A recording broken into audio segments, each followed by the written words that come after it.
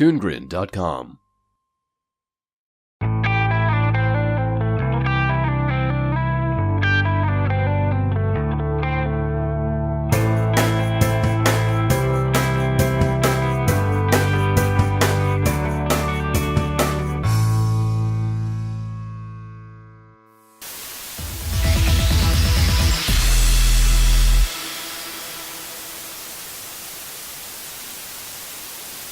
Welcome to Watchin' Stuff, the show about watching stuff. I'm NERO, with me is my Canadian counterpart WHYBOY, and today is the ToonGrin Reviewing Spectacular?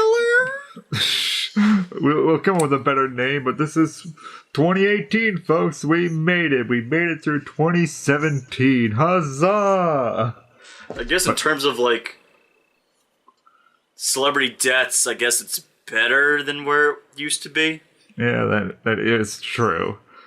And what about in terms of movies for the year? Let's just start off with just saying like that. Let's discuss this for a minute. It's been a very interesting years for movies. A lot of ups, a lot of downs. More on the latter than the former. And the idea is that today's going to be special because normally we would discuss one movie, but today on this show we're going to be discussing the top 5 worst movies of 2017, and the way this is going to play out is WHYBOY, you will go through your list, and Nero will go through his list. Yeah, and then we'll wrap up, and then we'll do a follow-up episode, and you guys will get to hear our top 5 best movies of 2017, which we're going to be honest is a far more difficult list to come up with than the worst. Yeah, it was a very average year in terms of animated films. And even in the indie circuit, like, where you and I aren't even talking about the mainstream stuff where it's like a Disney film, Pixar, DreamWorks, Blue Sky, etc. But a lot of it came from the fact that we sort of, when you go back and look at it, we were kind of in like almost like a purgatory of sorts with a lot of the other kind of films when it came down to it. Yeah, really. But I do feel that in the sort of the indie circuit, we found a lot more interesting sort of films that basically captured our interest, whether it be sort of its visual aspect or its narrative aspect. It basically just gave us something to talk about in them, even though if the whole movie wasn't overall interesting. But definitely this was the year that really highlighted a lot of key films that were just basically put out there to basically look awful, like our Emoji movies, the Boss Baby, trying to think, the Tom and Jerry movie. Like, these movies were advertised to basically look awful. People Which not I think, basically. I think that's a marketing ploy now.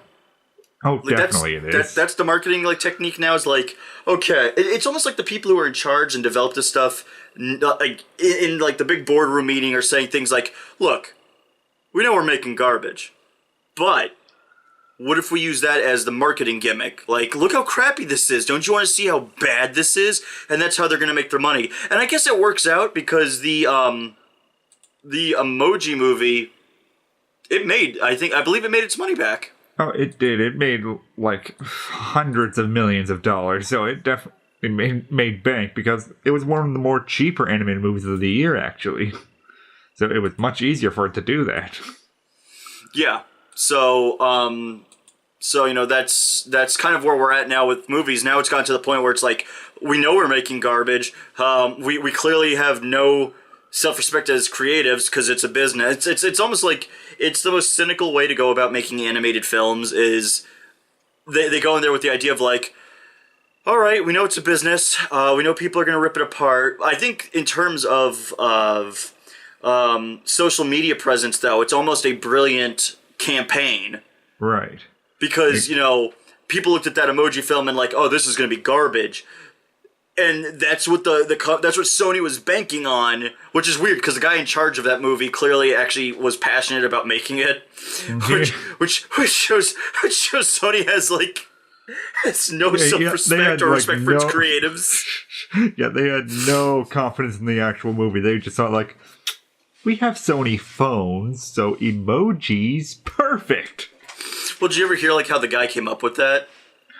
The dude in charge of that movie said he was talking to his friend on a cell phone, and when his friend sent him an emoji, he said it was like a bolt of lightning where he's like, that's it.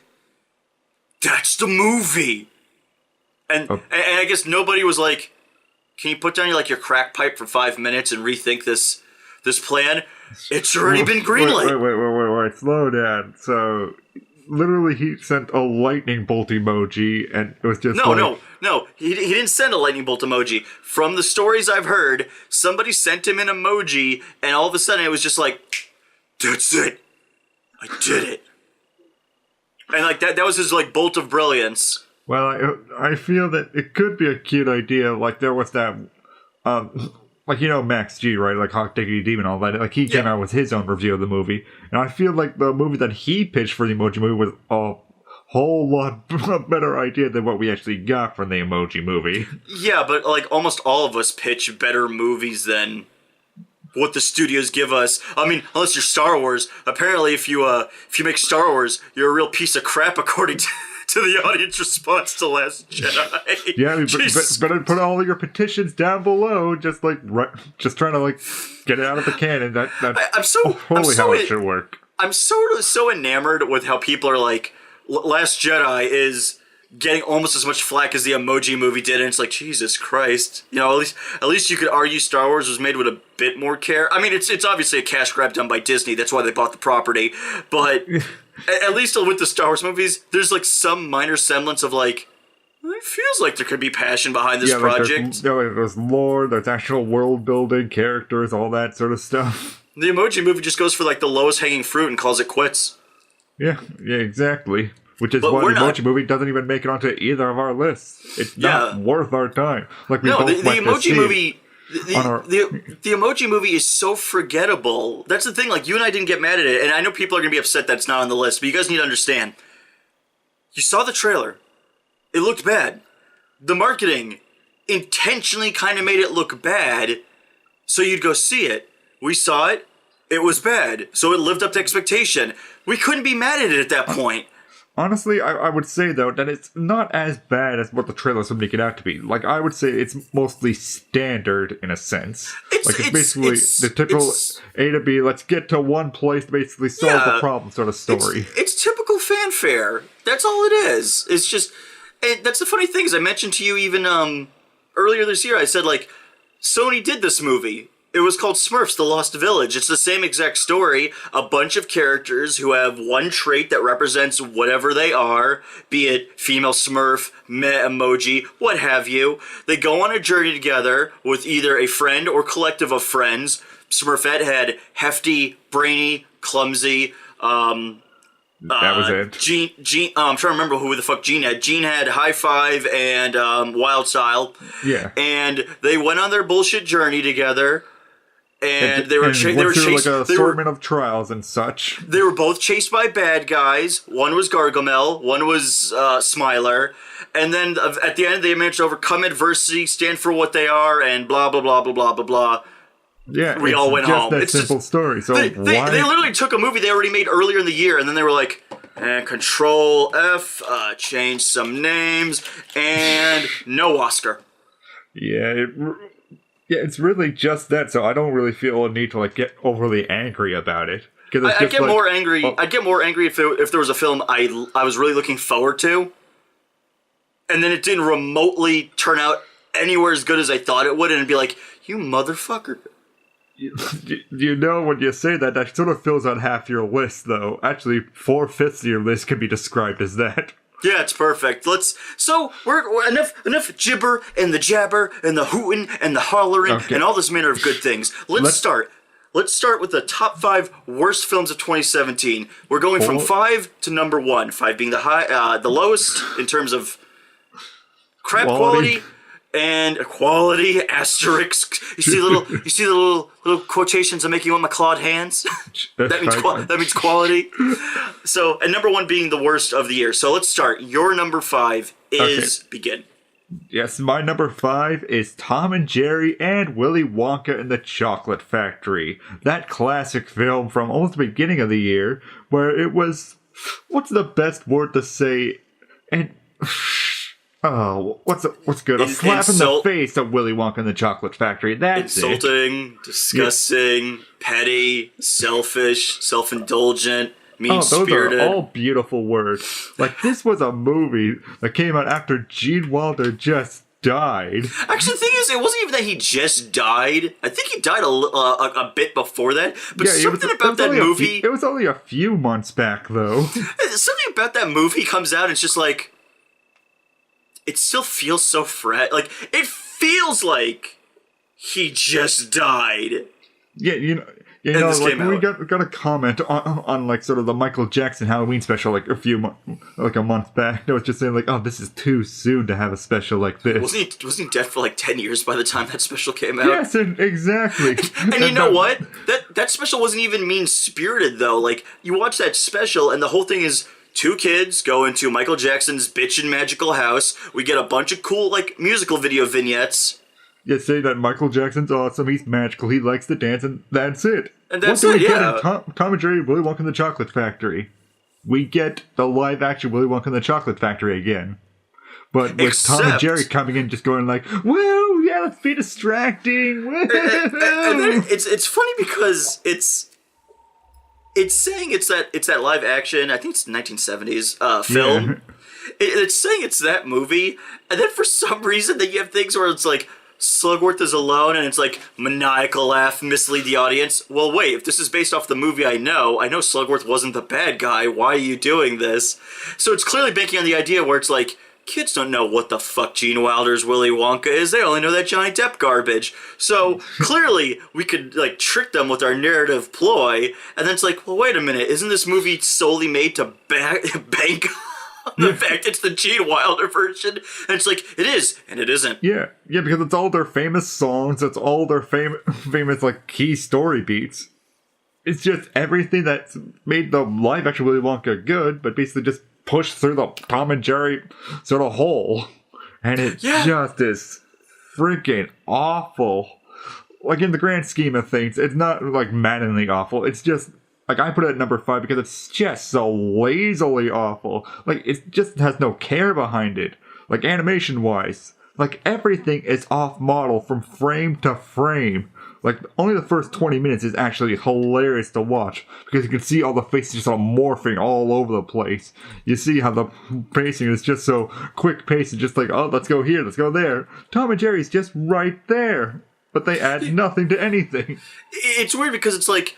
The whole movie is predicated on the idea that you're a fan of the original, so it's like, do you remember this? Do you remember the nostalgia? Yeah, cut away to Tom and Jerry fucking around and doing something, and it's like, oh, well, wait, what's the part I'm supposed to be nostalgic for?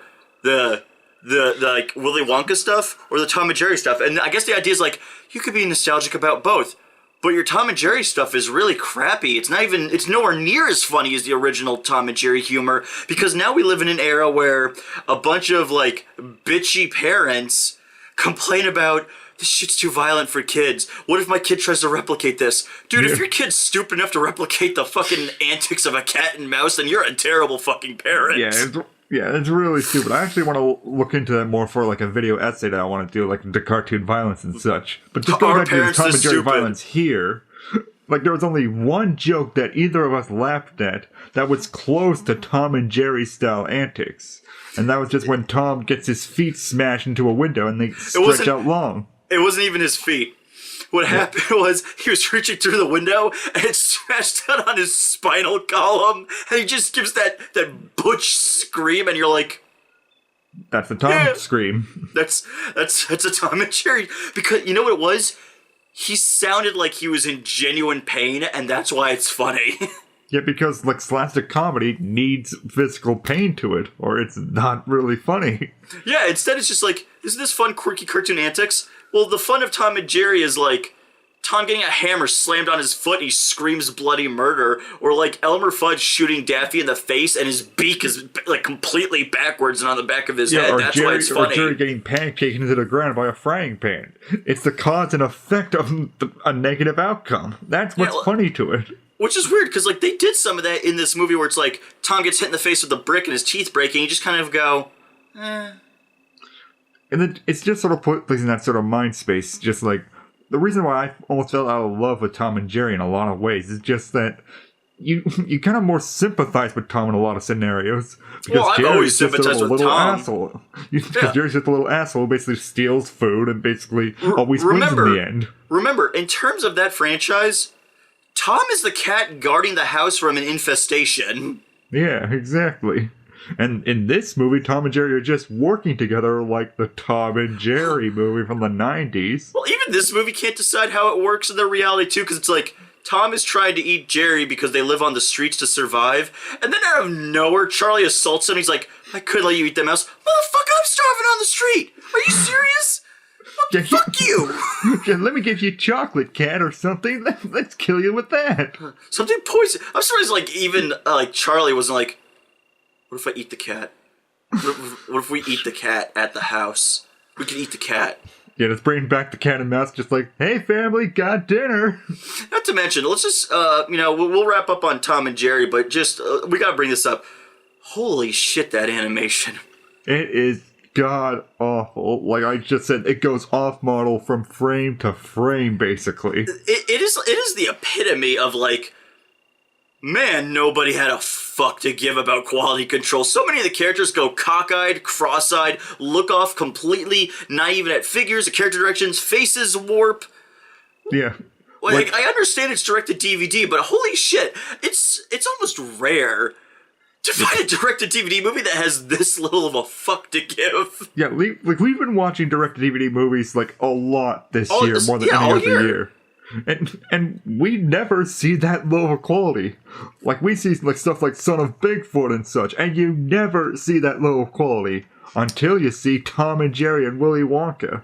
Hell, even like all the Scooby-Doo movies that are annual, as far as I could tell, with WB and Hanna-Barbera, they always release a Scooby-Doo film. Yeah. I've never even seen a Scooby-Doo film this poorly animated, and they churn that shit out on an annual basis. Yeah, and this one, they supposedly would have time to do it. I will say, though, I will recommend, if you're interested in Tom and Jerry and Willy Wonka, watch just the first 20 minutes. Like, me and Nero, like, watched the movie, like, twice, and we laughed our heads off at those 20 minutes. I think it's hilarious with friends. Like, it's one of those films where you have to watch it with friends to be like, wow, you remember how much we loved that original movie? This is just hilariously bad.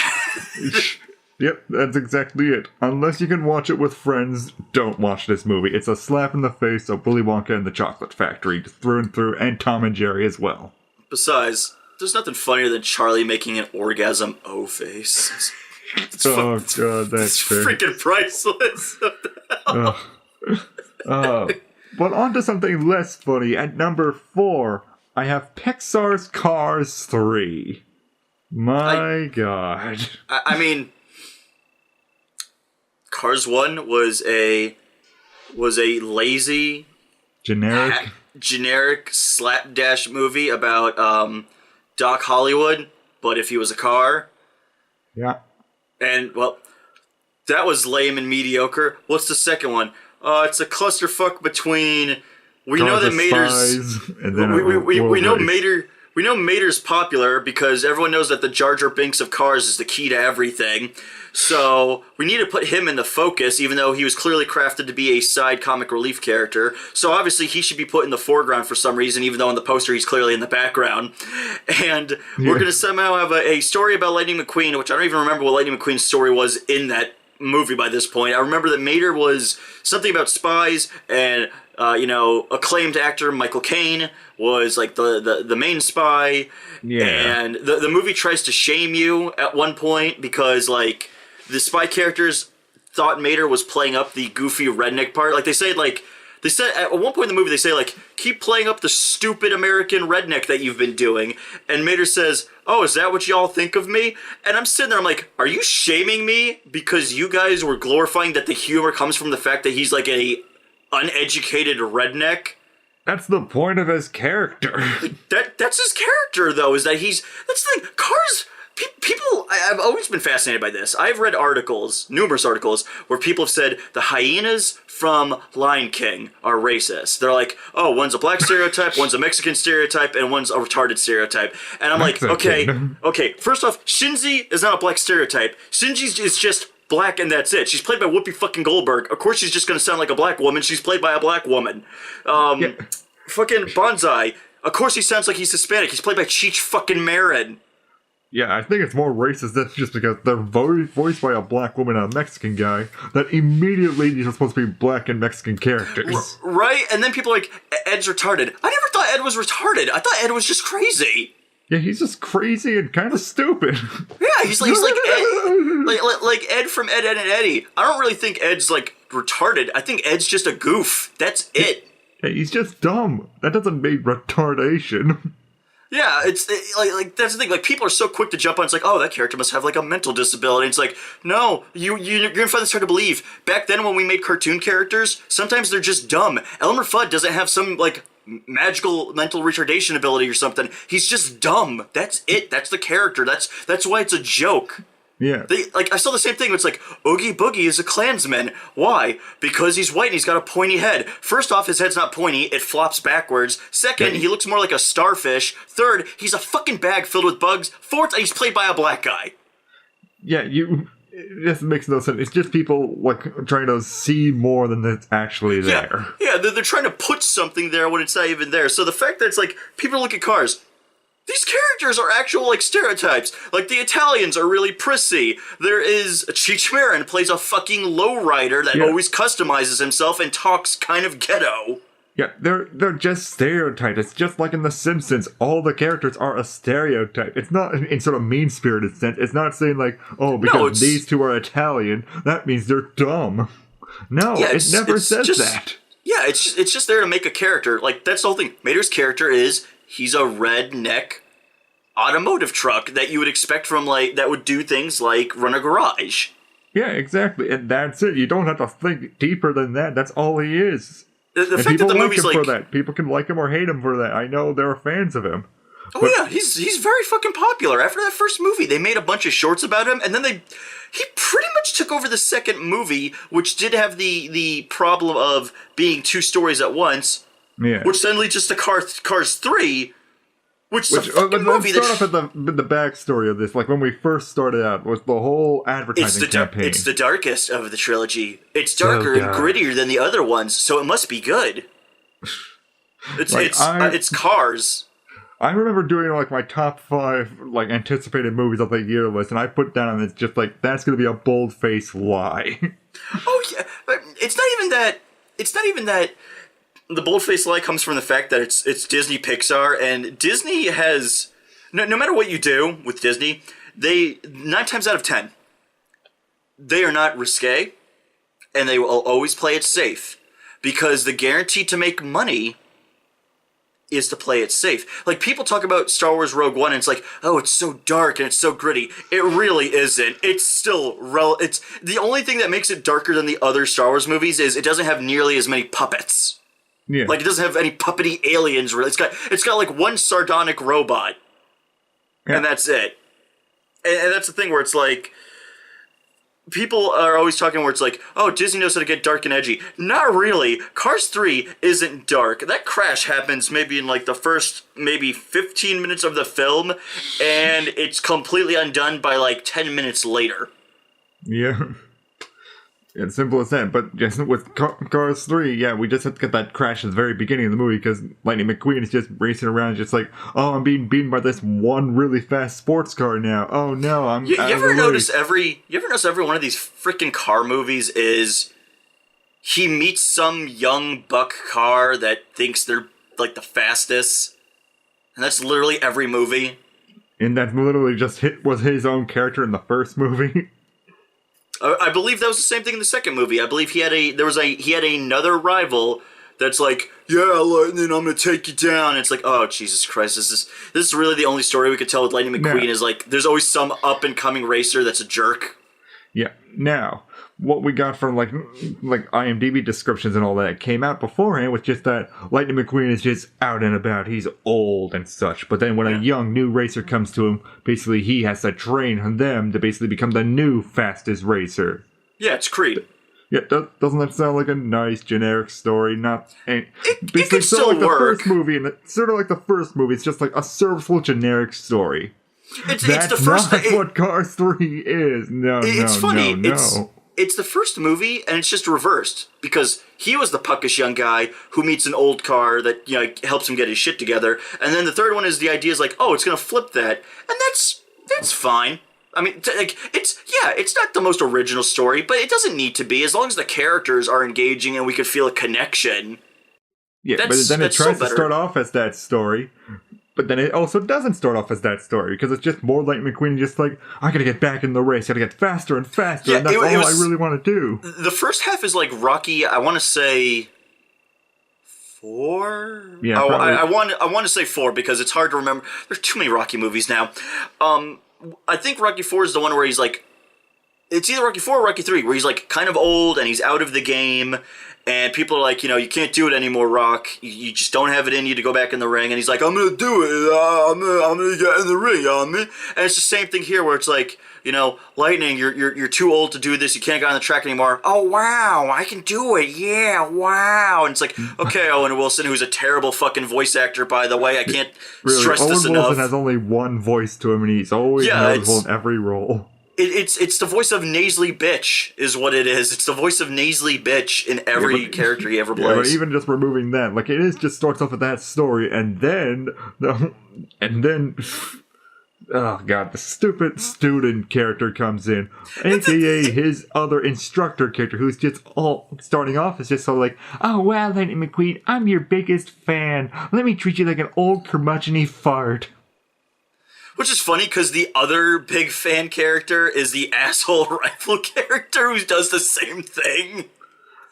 And it's funny because the movie's like, how come when he does it, it's a rival thing? How come when she does it, we're not supposed to criticize it? Yeah, because, like, oh my god. Like, she said some pretty awful stuff to her hero. Like, yeah, you're old, and the thing is, I kind of get what they were trying to do. The idea is, like, she wants to take it slow with him and work him up, but he's impatient. But the thing is, too, if the movie's playing on the idea where thematically the idea is age, it's like, it's okay to get old, it's okay to move over and let the new take over for the old, which is funny, because that's actually kind of the premise the premise to, like, Last Jedi, when you get down to it, is the premise of, like, it's okay for the old to move on and for the new to take over. There's nothing wrong with that. And it's funny because a lot of Star Wars fans would say otherwise. I know. I mean, I'm one of the few people who actually liked The Last Jedi's idea of like, hey, all that stuff you liked, that's great, but we want to do new things. I'm down with that. I'm more than down with that. With Cars 3, they want to almost treat you like that's the story, but they go nowhere with it for the better half of the entire movie. It feels like too much of the movie takes side trips. Yeah, it just putters about not knowing what to really just say about anything. And talking about like the old sort of theme in this movie, Lightning McQueen doesn't look old in this. No, they don't do anything. They don't do anything to make him look like an aged car. Like he doesn't have. He like they even at one point they put like a new skin on him and it's like look how shiny and fresh and like choice this car looks, and you're like you sit there and you're like, well, I thought the theme was like age. Maybe he could have like a paler paint job, maybe a couple dings and scratches. No, he looks better here than he did in like the last 2 car movies. Yeah, and then you got that one scene where he's just going through the forest, just sort of like learning how to be fast again, and out the paint job is just peeling off him, just like, oh yeah, going to my old self, and I just think like, your paint job just sort of looks similar. Yeah, you went from still red, newer to just new. Yeah, like, what? Like for me, I'll just go back to my sort of thoughts on this. Like, this movie is just so hateable to me, as it's trying to say all these sort of more morals and such, but really has no idea how to go about it, and just comes off in a more just stupid, mean-spirited sort of sense. Just in like, being old is bad. Bad, bad, bad. You gotta be new. And if you're old, you gotta be the mentor character. There's no ifs, ands, or buts about that. I don't even understand, because I could have swore in Cars 2... they acknowledge that you can upgrade. Yeah, but they never go about upgrading Lightning McQueen. Even though they say for the main rival character, he's been upgraded with all the highest technology of racing to date. Yeah, it's like, he's got a chassis that cuts down wind resistance, and he uses, like, less tire pressure. And, like, they give you, like, schematics, basically, like, numbers about, like, what they did. And you sort of sit there and you're like, why can't you just do that to Lady McQueen? I mean, I could have swore the second movie talks about... No, the second movie actually has to have brought it up, because they customized Mater with weapons. Yeah, there is customization in their world. They can do that, but they just sort of just glide by that, just like, oh, he's too old and such. You can't tell that story in a world where you could literally customize yourself to be young again. That's like saying there's a world where, like, the Fountain of Youth exists, and it's like, we have to tell the story about being old. The Fountain of Youth is, like, right over there, man. If we take, like... I don't really want to drink that, though. I'll lose my theme. No, man. If we go down, like I-109, we take a right, take two rights. I'll lose my theme of being old, Nero. You don't understand. I need to go on a journey. I suppose, but, you take two rights, but don't take a left, because then you're going to have to, like, back up, like, 2 more steps. But, like... How dare you? Are you saying that me being old is bad? I'm going to go and race and prove you wrong. Where you'll be proven right because I am old, so I'll give it to my younger apprentice. Well, I just hope the one likable character in the movie doesn't turn into the villain in, like, the last 5 minutes. Yeah, that was a pain in the ass. The one likable guy we were expecting was going to be the main villain. We were just like, oh wow, they're not actually going to go the villain route for this character. Wasn't it for Cars 3? Wasn't it funny? Wasn't it funny that when we were watching it, you and I were like, did you totally expect, like, Nathan Fillion to be the bad guy? Yeah, I really thought he was gonna be the villain. Huh? Kudos for them to hold back on that, and not even like a minute after, it's like, I'm the dick, and we're like, oh god damn it! We thought you idiots were gonna go for that cliche. We thought you literally had your shit together. That's just Cars 3. It's all these cliches, but not understanding how to really just make the cliches work. Yeah, there's like no subversion of cliches, and that's really detrimental. Yeah, and they think they're just so smart for these supposed subversions they're doing with, like, the upcoming character and all that. But it just becomes hateable in a sense, and it's so annoying to watch. Yeah. But on from annoying to something that's, oh my god, that's just crap. Head-bustingly boring. No, at number 3, the Jetsons and WWE Robo WrestleMania.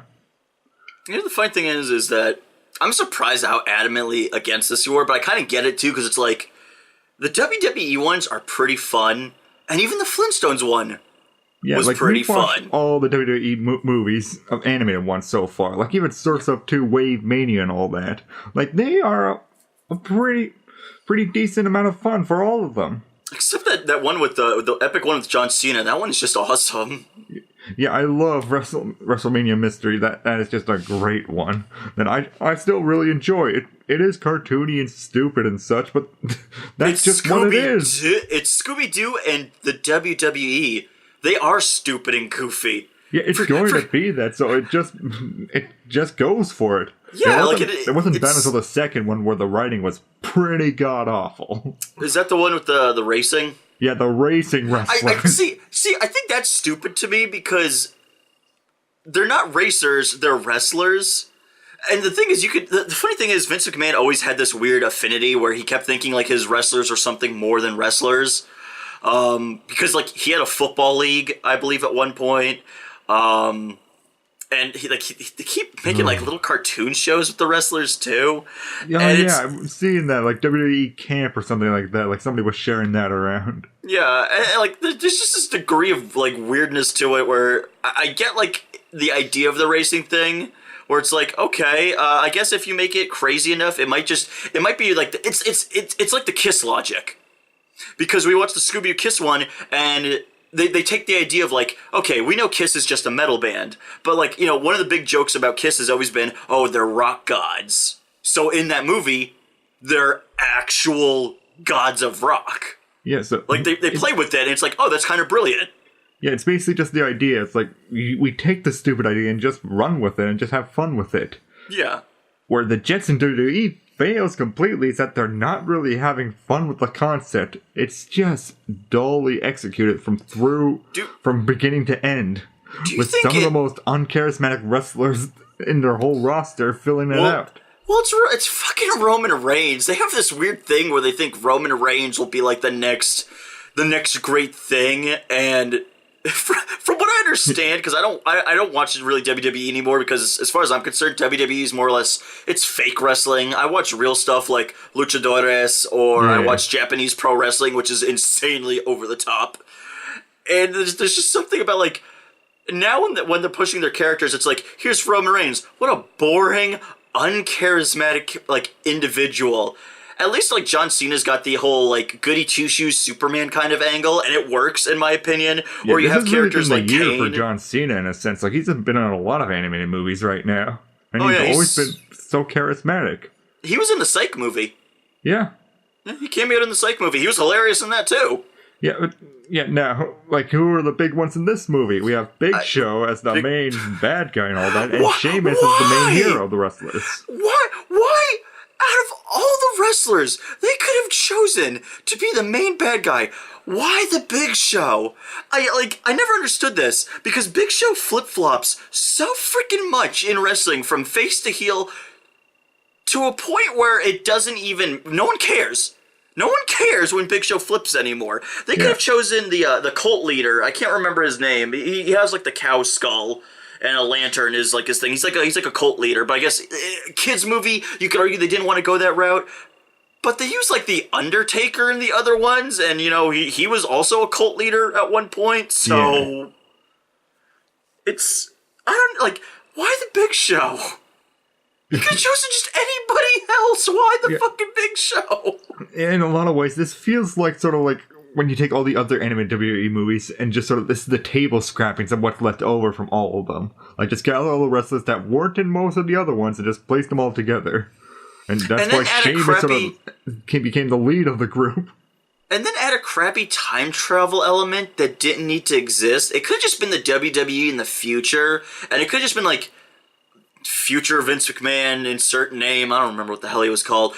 Like, future Vince McMahon is like, you know, no one cares about, you know, the human wrestling anymore. Now people are into the robots and everything. I don't know what to do. And the funny thing is, in the toy line for wrestling, they've done a toy line where, like, the wrestlers are aliens and mutants and, like, crazy creatures.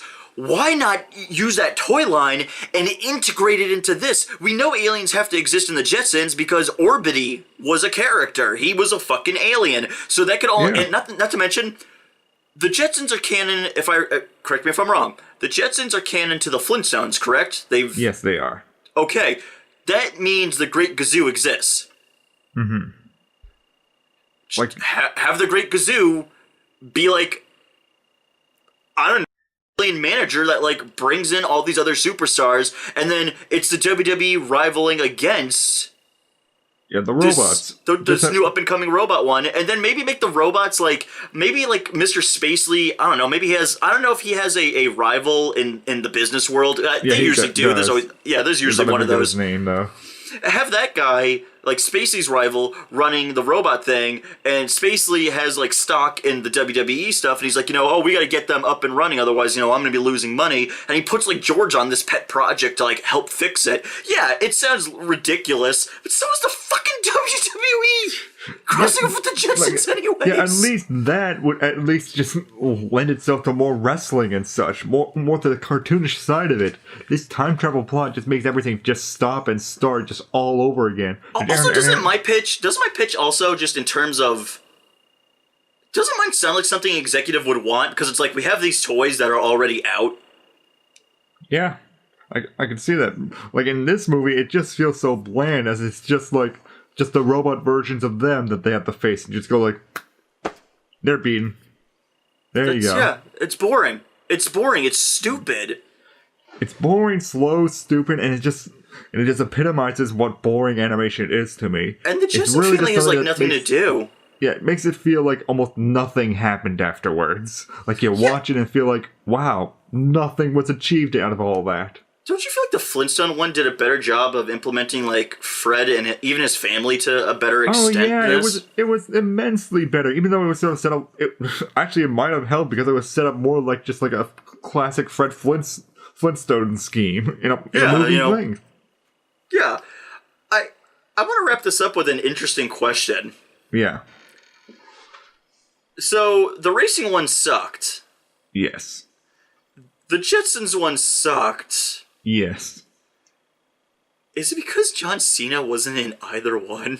I think it really is. Like, his we charisma was deadly missing because none of the other wrestlers had that charisma to basically say their lines. Like they actually were there. They actually meant it. Like, we like the first Scooby-Doo one, and it's got that epic John Cena scene where it's like, oh no, the boulder, and then out of nowhere, just, Yobo-Doo! And he comes out of fucking nowhere and pushes a boulder, and it's like, man, he's like the meme personified. It's brilliant.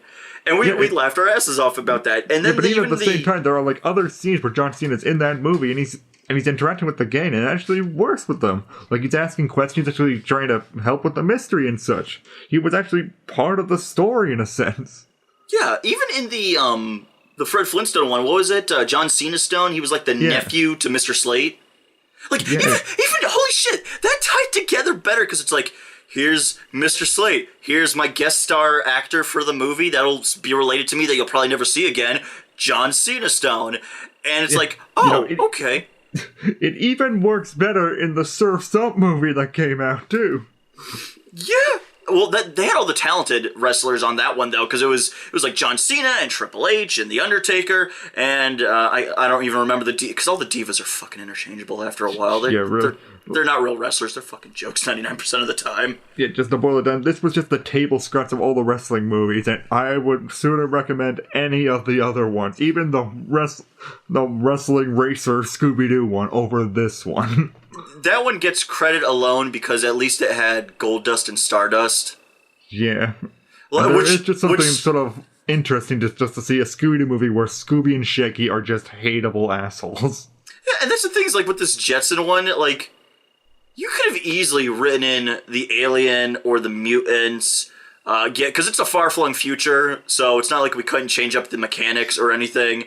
Even then, you could have had, like, oh, we need some kind of champion wrestlers, and, you know, you could have, like, a hilarious scene where George tells, like, Elroy, and Elroy makes some kind of device that sends out, like, radio waves through space, and, you know, the wrestlers are, like, down on their luck, and then, like, a bunch of sparkles happen, and the Dust Brothers show up, and it's Golden Star, and it's just like, oh, they came from beyond the stars. Shrug. Acceptable, weird, goofy. A kid would probably get a giggle out of it.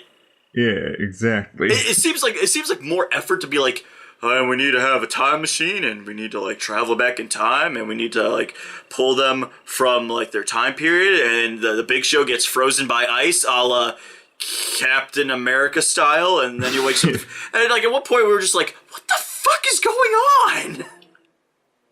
A really dull, boring movie. Yeah, it's like fucking collapses in itself. So, number 2. What's your number 2, brother? That would be one of the Netflix original movies, Sahara. A beautiful movie through and through. Love the animation. It's colorful. It's quick-paced, and everything about it is just something that would be visual candy for the eyes. The writing is awful. It's got one of the best, like, WTF moments. Because it does, like, that acid trip scene. Yeah. I don't even remember the acid trip scene. I just more remember the ending scene. The guy's playing on the pipe, and, like, the snake chick goes into, like, a hypnotic, like, psychedelic gaze, and it's like, oh. Oh, yeah, because they're, like, the snake booty dancing as well. Yeah, and it's like, oh, that's pretty neat. And then the rest is like, okay, generic story, you know, two characters who have contrasting personalities will have to go on a journey together. You've seen this. The Secret Life of Pets, Toy Story. You've seen this movie. Yeah. You know, it's not a new story, and that's fine. Again, it doesn't need to be a new story. The characters just need to be likable. But the main protagonist is really bland. He's got the annoying friend sidekick who's, adamantly against this. Oh god, the annoying friend sidekick, who is a scorpion who stings people and makes them fall asleep. I want to understand how it stings itself to fall asleep, because doesn't a scorpion have an exoskeleton? I mean, I guess when scorpions fight, they could sting each other, I suppose. Yeah, because they're just going off like sort of thing, because it attacks forward. It can't just go like pokes itself. But that's just more adding realism to a movie that really doesn't deserve that. Yeah, I suppose. I mean, that's the thing, though. When a movie's like really boring, your mind drifts and starts to like, well, wait a minute. And then you try to put together, and then it's got this weird story about like the lower class versus the higher class, but then doesn't go anywhere with it. They drop it after like the first 15 minutes, and you're like, yeah, it throws it out by the 15-minute mark as it just starts. It supposedly starts out like a Romeo and Juliet story. Yeah, like the main snake is one of the lower snakes. He's in the lower half of the valley and all that. It was like the ghetto valley where we go to, and you and I were like, what the hell is going on right now? They were even playing ghetto-style music there. They should have showed like a rock up on cinder blocks, and you and I would have just been like, what the fuck? I mean, like, did they rob the rock or something of its wheels? What the fuck? Like, you know, in any other movie, I would say, like, oh, that's kind of cute and such. But in this one, where this goes nowhere, it's just like, why build this sort of societal sort of difference when you lead it to nothing? It's funny because it's like it's actual world building. Like, there's a societal hierarchy. There are like the upper class snakes that live in like the valley, and it's got like lush greenery and water, and it's like really, really vibrant. It's like an oasis. And then you have like the lower class, which live in the more desert terrains, and it's like, okay, world building. We don't do anything with this. Then why bring our attention to it? Yeah, because instantly, as soon as like the boy and girl meet, and I mean almost instantly, the girl's kidnapped, and the boy has to go save her. And of course, he gets saddled with her brother, and he's a fuck up. The brother's like unmotivated. Wow. We better go save my sister. Ooh. I'd love to meet the individual who's like, so can the brother just be like a stoner in this kids movie? And it's like, wait. And the other guy asks, like, why would we want the other character to be a stoner character? That doesn't make any sense to the story.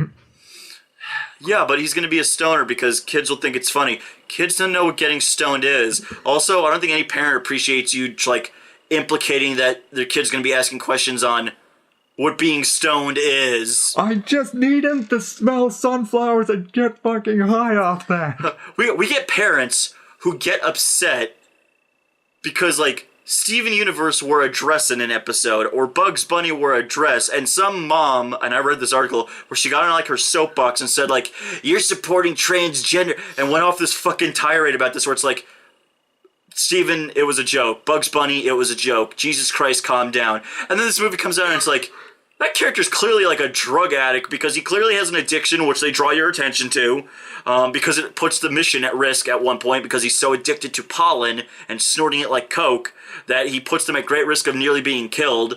Yep. And it's like bringing attention, like, he's a drug addict. This is the negatives of being a drug addict. Oh shit, he's a drug addict. No, he learned his lesson now. He's off pollen now. Why? Where were the parents on this one? Yeah, why is he off pollen? Because the movie's over, that's why. Fuck you. The movie's so bad, it actually has a point where parents should kind of be genuinely complaining about, like, why the hell are you introducing my kid to what's essentially like a cokehead? Yeah, it really is trying to make him a likable cokehead as well. Just saying, like, his pollen addiction is just so quirky and all that. Ooh. I think it speaks volume that's like, this movie basically had a cokehead character that you would think parents would get on a bandwagon to, like, adamantly complain about and bring attention to be like, this shouldn't be for kids.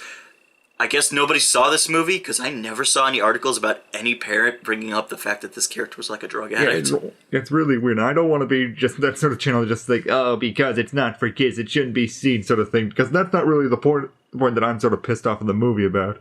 I just don't like... It's too much setup and no payoff. Yeah, it really is. All this sort of setup, all this beautiful imagery and such to nothing. Like that whole love story subplot between the boy snake and the girl snake. Here's how it freaking ends. He basically finds the girl in a locked cage and all that. And then he sees that she's with another guy snake. And you know what he does? Slithers away. Yeah, he's just like, oh, well, I'm not getting any pussy. I'm out. What? That's what the whole movie was building up to. Reaction. She's abducted against her will by a guy that charms snakes, and then when they've outlived their purpose, he skins them and sells them. He goes into the guy's skinning shop where there are like hooks and implements, and the moment he sees her with another guy and is like, oh, I'm not getting any pussy, I don't even see why I'm even here. And then he just leaves, and you're like, are you fucking serious? You did all this so you can get some poon? Yeah, and then you had the brother character just annoyingly going like, "Oh, you're gonna leave my brother? You promise? I mean, you left my sister? You promised?" Blah blah blah. The fact that they had the gall for the stoner character to be in the right, that'd be the equivalent of like if you watched like Return of the Jedi, and it's like Luke says all these things and it doesn't sway Vader, but then Jar Jar Binks walks the fuck in and it sways Vader to go against the Emperor. You'd be like, what the fuck? Like this. Like, it's a beautiful movie. Like, no question about that. Yeah. But what really makes it even worse than, like, the Jetsons and all that, because at least with the Jetsons, there was a point A, B, C, D, and all that sort of stuff.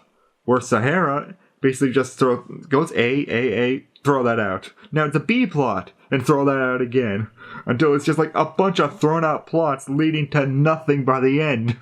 There was no semblance of order on what story, like, is it a Romeo and Juliet with snakes? Is it a commentary on social hierarchy? Is it a like buddy traveling comedy where they learn to connect and like see each other as individuals and get to understand each other better? You know, again, Woody and Buzz, Jerk Off Guy and Big Dog from Secret Life of Pets. Yeah. And it's nothing. Like, It doesn't know what the hell its identity is. But it's a good-looking film. I'd argue it's one of the prettier films of the year. Yeah, and that just sort of makes it more insulting that it's just so written like nothing comes together. Yeah. Like, I'll talk about, like, sort of buddy characters. Like, a movie that I really found annoying this year was also The Star, the Christmas movie that came out in November. And that movie actually has one of the better buddy characters that I've seen in a while. Because you know what that buddy character does? He supports his friend. He supports his friend without any sort of questioning about it. Oh my god, what a concept. It's almost like submissive then of the trope, because how many times do you watch like a buddy comedy where like the other buddy is either like resentful or he's just sort of like, I gotta go with this asshole and I hate this. And the only other one that came kind of close was like Son of Bigfoot, where all the side characters weren't actually a bunch of dicks. Yeah, they wanted to help out Bigfoot and such, but what does this little scorpion do? He just complains about everything. Why would you even be friends with a person that complains to you about every fucking decision you make? It's so irritating every time. Like, I understand why you're complaining about the brother character, because we're complaining about him too, but you're complaining about the journey, you're just complaining about everything, to the point where I can't stand it. The brother character, though, wasn't even, like, his friend. The brother character was just somebody he ended up getting saddled with. Yeah. And that's it. Like, if it was just the main boy snake and the scorpion character, that would have been fine. The inclusion of the stoner snake basically throws this movie into disarray even more than it already was. I even think it could have been better if, like, maybe the stoner snake used to be from the Oasis, but he became, like, an outcast. Yeah, just something. Again, a commentary where it's like his addiction got the better of him. Again, I don't know. Maybe we're like too intelligent of a pitch. I don't know. But again, when the fact that they bring up like, oh yeah, there's a social hierarchy and there's like a class system to how things work. Why would you bring this up if you're not going to do anything? What's the point? It's just a bunch of potential like crammed together and then just leads to nothing. At least Lion King, they played with the idea of like the social class system. Like, you know, the lions are up here and the hyenas are down here. So when Scar comes in and he's, you know, I promise to get you food, you will never go hungry again. The lower class rised up and they toppled the higher class. Yeah. That made fucking sense. And I hate Lion King. Yeah, it just works like that. It's as simple as that. So don't watch it. It's boring. It doesn't come to anything, and it's just awful. It is. It's a shame too, because like to some degree, I think we hold Netflix in a high regard in terms of film, because it seems like with Netflix now, the advent of being able to do more risque material or do more work that you wouldn't expect to see in a major theater, you can maybe get away with more things. And yeah, no, it looked nice. That was it. It's Yeah, that's all the thing. Like, and I'll save my number one for right now. So let's just go on to just number 5 for Nero's list.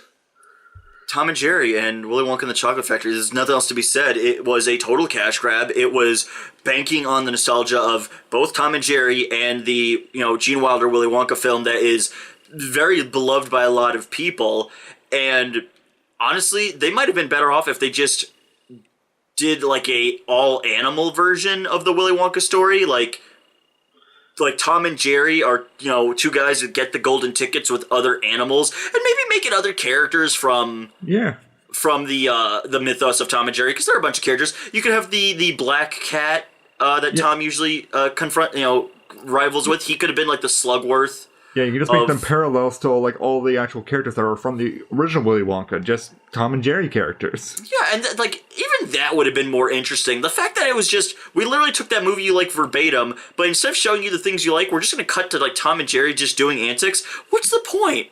What, like, that sounds like a Robot Chicken special pitch, or like even the Family Guy like Star Wars kind of pitch. This doesn't sound like something that needs to be a fucking like animated like film. Yeah, it's just bleh. Yeah, so it's crap. That's number 5. But it's like, at the same time, it's like, well, yeah, but I didn't expect much either, but it's still garbage. Yeah, it really is just garbage that just really just needs to be laid out there. Like, that's basically the movie next to, like, almost Bunyan and Babe.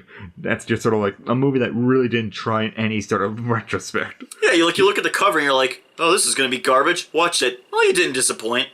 Yeah, this one just makes it onto the list because it has the Gene Wilder effect to it. That's extra insulting. It's the same reason why I told you when you and I were discussing and we were like going over all the movies we saw and we were talking about our list, and you had asked me like why Cars 3 isn't on there, and I told you like Cars 1 was a bland, uninspired piece of work. Second one was a flustercuck of a mess. So Cars 3, well, you didn't disappoint. I thought you were going to be garbage, and you were. So, yeah. 3 for 3. Good for you. Golf clap.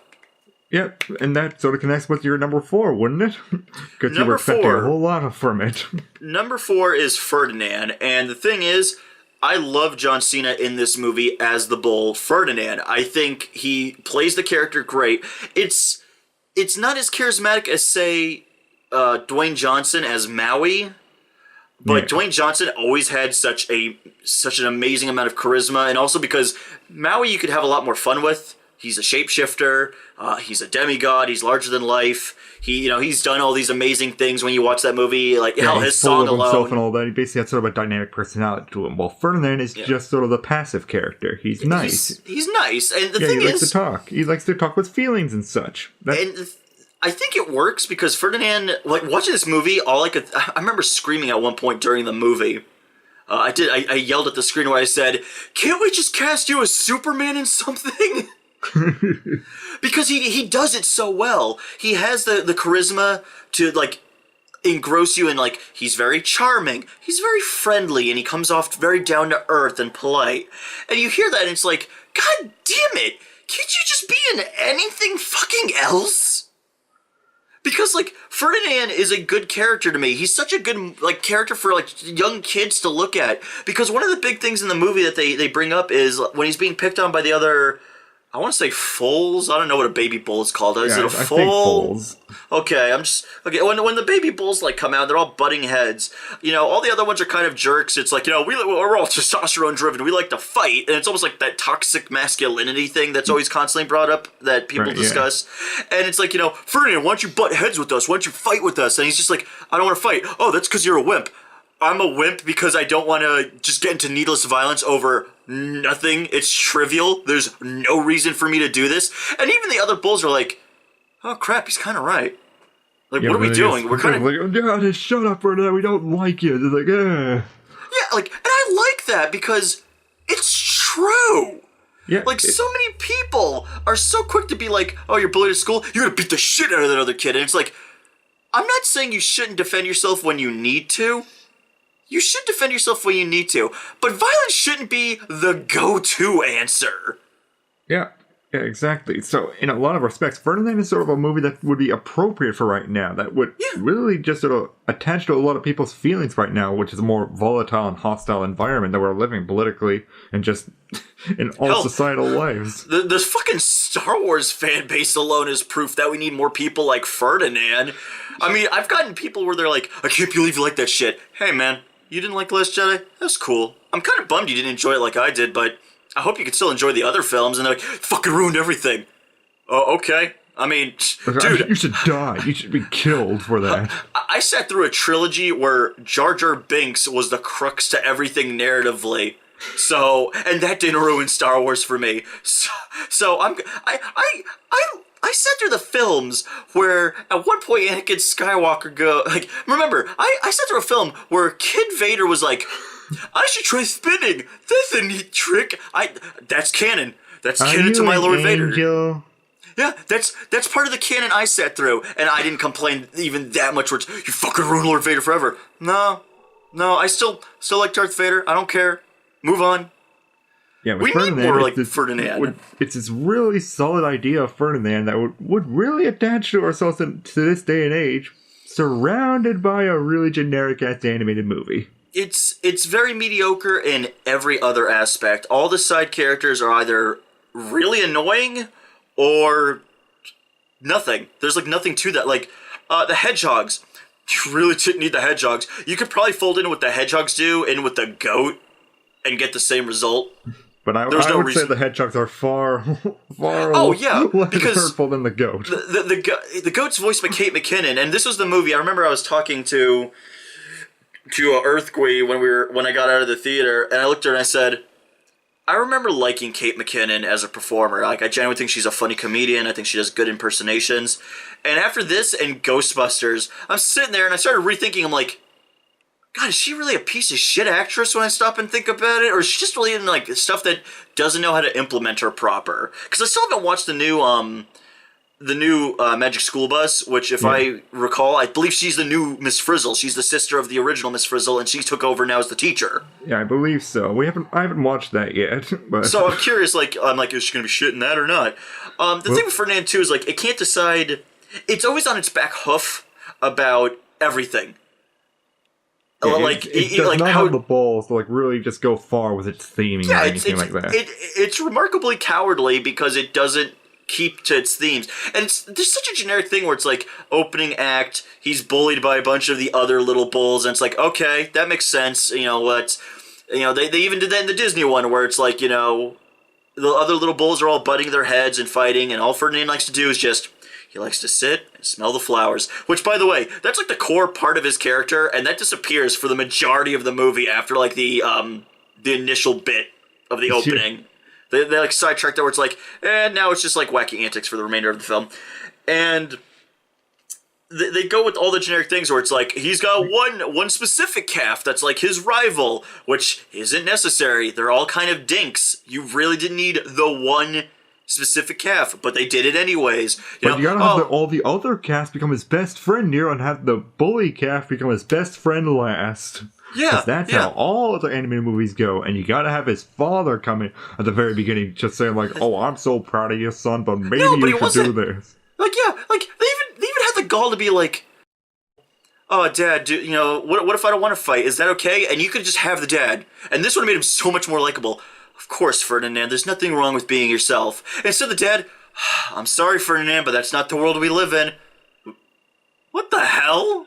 Just have it a line. Oh, that's so nice, Ferdinand. It's going to be really hard for you to do that, but I believe you can do that. There's have him say something endearing where it's there's nothing wrong with dreaming, son. Something that's more endearing that's just this meandering sadness of, yeah, that's the world we don't live in, it sucks, and that's it. And it's oh, well, that's kind of sad. And then he goes and gets killed, and you're oh, well, which is great, because I love the setup for that, where it's Ferdinand looks at his dad as he gets selected by the Matador to go, and he's getting loaded up in the carrier to take him to the arena. And he just looks at his son and he winks. And I remember I leaned over to Gween, I just started narrating, and I said, I love my dad. I love being alive. I love being alive with my dad. I can't wait till my dad's back when he's alive. Comes back, trailer's empty. Oh no, Dad's dead.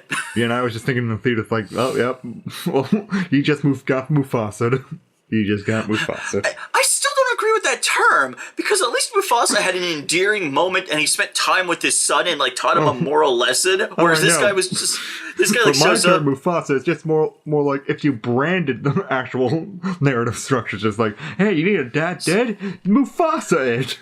Here's a father character that you're supposed to care for, and then just dies. But again, I don't think it works, because at the end of the day, we liked Mufasa. We felt sad when Mufasa died. I mean, it sucks that his kid grew up to be Matthew Broderick, famed, daughter and mother murderer in an automobile Matthew Broderick. Yeah, but now you got all these you got all these diet sort of Mufasa deaths now. It's like Mufasa light. It's so stupid. Yeah. And it's like, okay. And then all the rest of the middle of the movie is just like antics, and Ferdinand runs away from the bull farm. Then he gets brought back afterwards because he's the big bull now. We have Kate McKinnon going, it's like, I'm gonna be your bull coach and all that, and just be annoying while doing it. What? Also, this movie has no actual. It can't decide what its central villain is. It can't decide if it's the Matador, which makes sense in the long run. They can't decide if it was Valiente, the actual bull. Yeah. It can't even decide if it's the fucking horses who are just these weird German. By the way, I don't know if you caught this. There's an incest joke in the movie. Yeah, I know, I caught that. Like, out of nowhere, as the horses, like, mock Ferdinand, they leave, they just go, I bet your mother and father aren't even related. Oh! And I'm like, inbreeding joke? What the fuck? Yeah, I didn't think that, like, inbreeding was popular with horses. I know they do that with dogs and such, basically get specific breeds and all that, but I didn't think they do that with horses. Also, I gotta say, in terms of art design, only the bulls look good.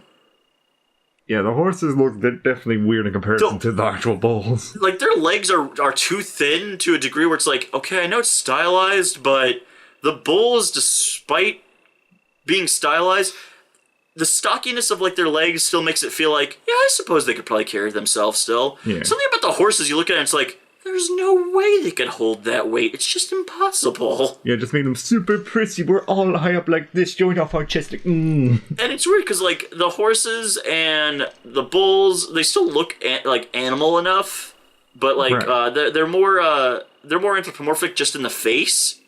But like the hedgehogs show up and it's like they kind of just look like little people for the most part. I don't really get little people from them. No, they have like hands. I would say almost like little Dr. Seuss people. Yeah, like who's? Yeah. Yeah, I can see more who sort of thing. Like, I just want to go forward with the Ferdinand thing. Like, the thing that pissed me off about Ferdinand a lot is because, like, there are good scenes with Ferdinand talking to the other bulls and such, having calm, quiet moments, actually helping them in just simple ways. Yeah.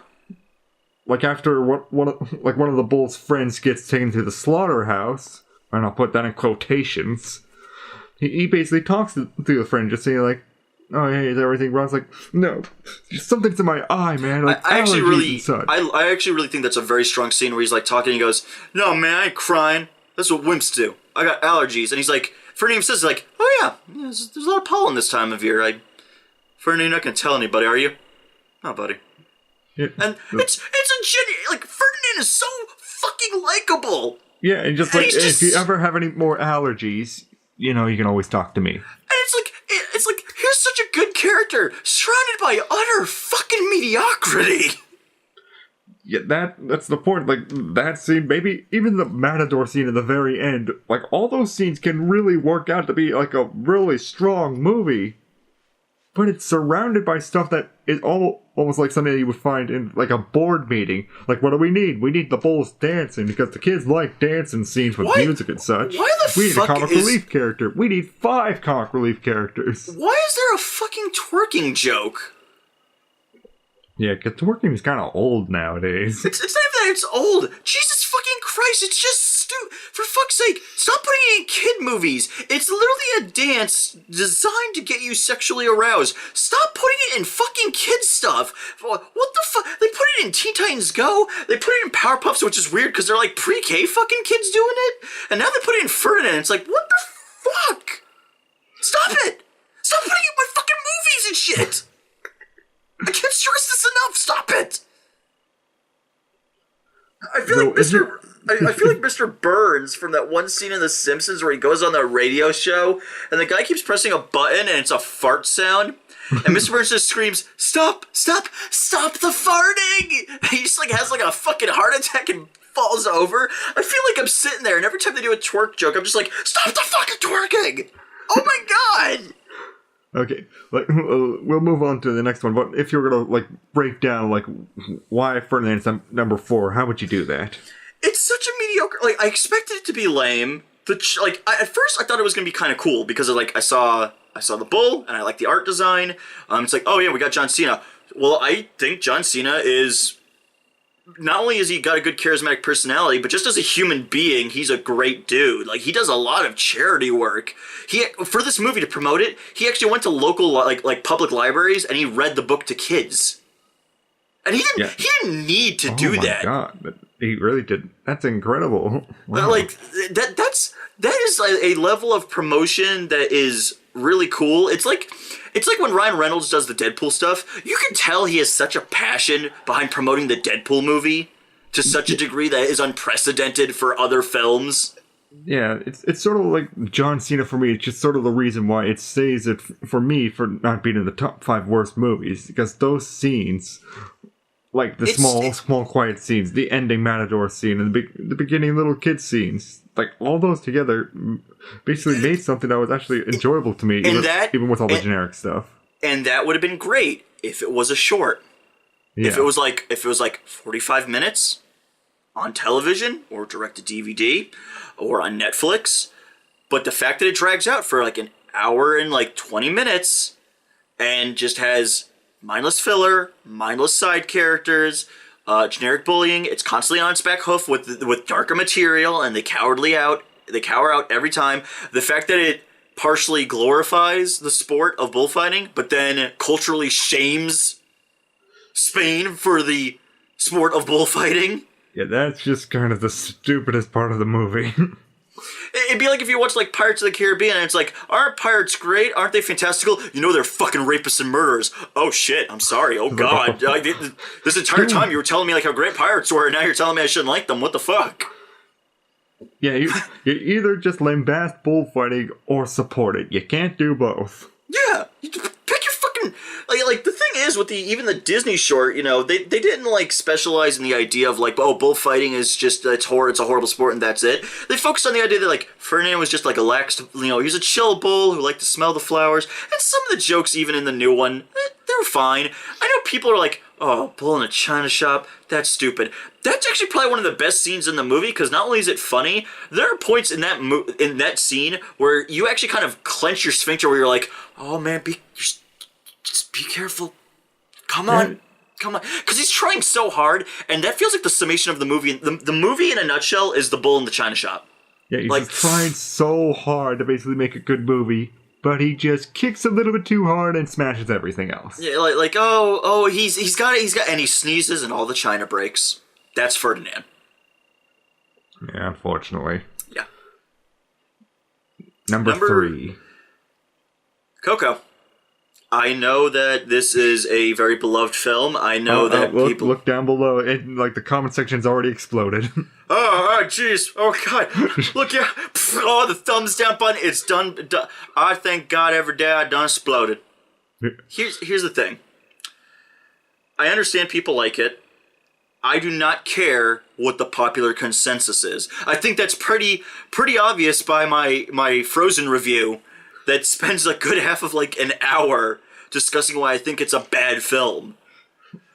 Yeah, Coco, exactly. I think Coco's a bad film. I find the Abuelita character of Coco, I think she's manipulative. She doesn't have a personality. You can't connect with her. She's just old, and we're all supposed to love her because the rest of the family loves her. She doesn't have a personality. I can't care about a character that's just literally being used to lift every other character up. But even then, every other character is pretty bland and uninteresting. They're all pretty boring. Miguel has a generic family that all follow their one grandmother, who's quite honestly a bitch. She is a horrible fucking person. She not only assaults strangers, which I know the joke's like, ha ha ha, she's like an overly, an overly aggressive grandmother. And I know that is a thing in like Hispanic cultures. I've talked to like Mexican friends who have said to me like, oh yeah, man, my abuelita, she would smack the shit out of you with the shoe if you ever acted out. I get it. I know that's a thing. Also, that's kind of then a stereotype, isn't it? Because that's that fucking character in a nutshell, was she was the stereotypical Mexican grandma that like is aggressive. The moment she destroys Miguel's guitar... Yeah, let's just go a little bit. Like, for those who don't know, like, the whole thing about their family and all that, just like, they hate music. Just hate it. The idea is that Miguel's we'll just call them ancestors for the sake of the argument. But his ancestors, like his great grandmother, they had a family, and the guy was a musician, and the musician left, and the mother was so upset that she swore off music. That was it. So she raised her daughter Coco, and I don't know why, music. But yeah, I guess to hate music. And from there on, it went throughout the family for generations. Everybody hated music. And that was it. No one's allowed to like music in this family. And it's played so ridiculously over the top where she's like, no music. And she like smashes anything that like has music. Or she sees like a mariachi group and she yells at them and screams no music. And it's too ridiculously cartoonish for me to be like, oh, come the fuck on, man. Really? For like all these other Pixar movies are so much more intelligent than this.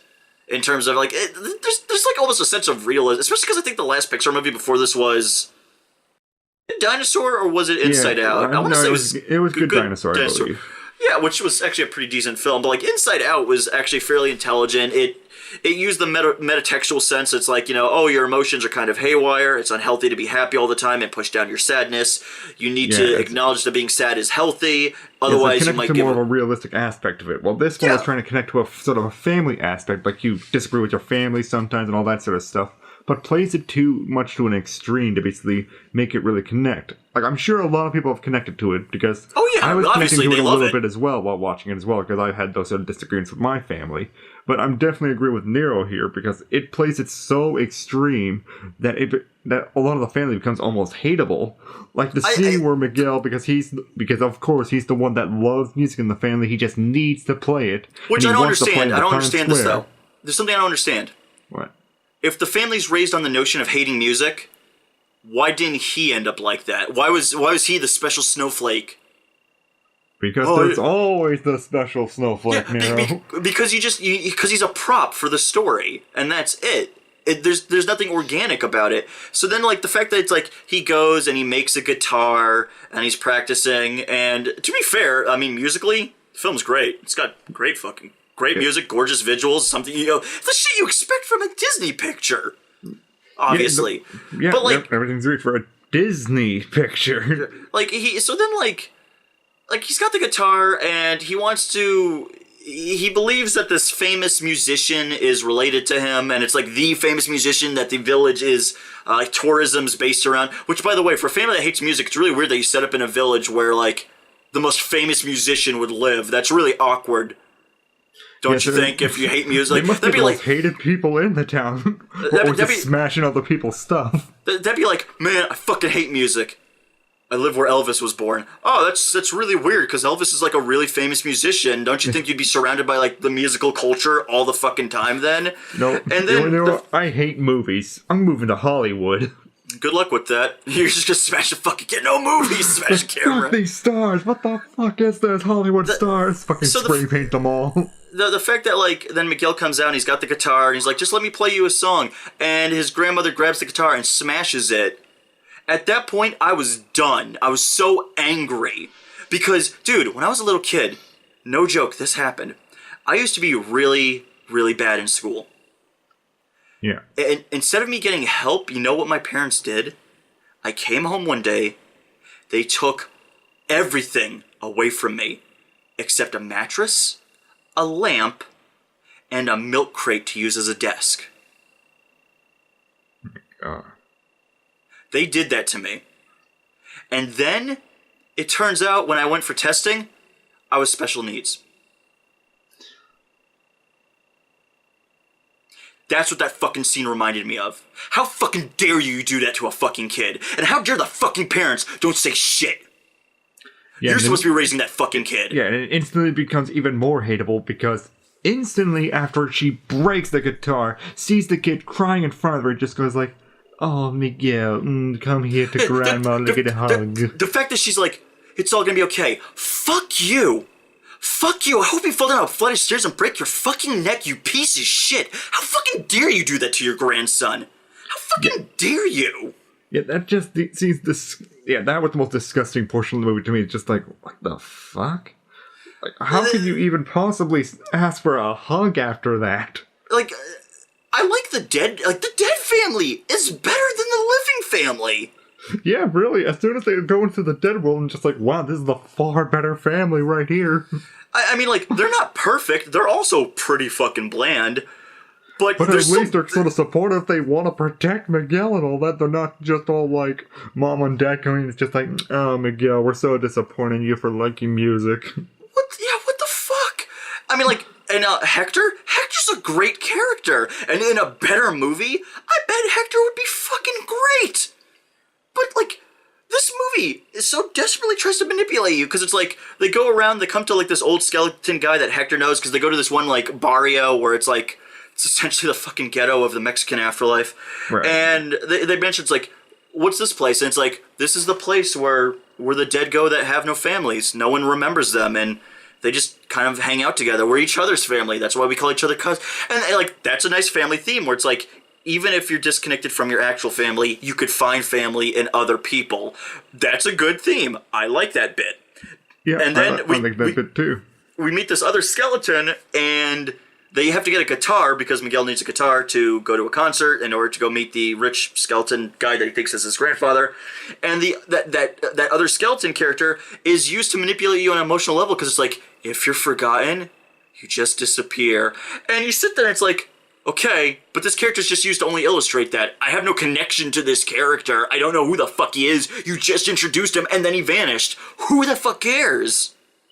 Yeah, like you can feel, maybe at the very least you can feel sad for Hector, because Hector knew him, but you don't know any of the connections or anything. But couldn't you get the same reaction if Hector says, I need your help, I need you to take my photo to the living world so I can be remembered, and as the movie went on, like, as Miguel was becoming more skeletal, Hector was losing his form. Like, his hand disintegrated slowly. Like, his fingertips started to go. Then his hands started to go. Then his forearms started to go. And, like, when his fingertips started to disappear, Miguel's like, whoa, whoa, whoa, whoa, whoa.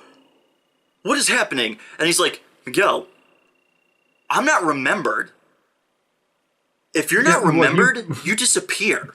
Yeah, like if we kept that scene, why not put it sort of like in the middle of the whole movie, sort of like in the middle of it, like where Hector is halfway disappeared and basically Miguel is halfway a skeleton, and you see what's going to happen to Hector now that he's disappeared. Also, artistically, doesn't that work better as a nice contrast? Oh, you're disappearing, I'm becoming more skeletal. Doesn't that work better as a cool parallel?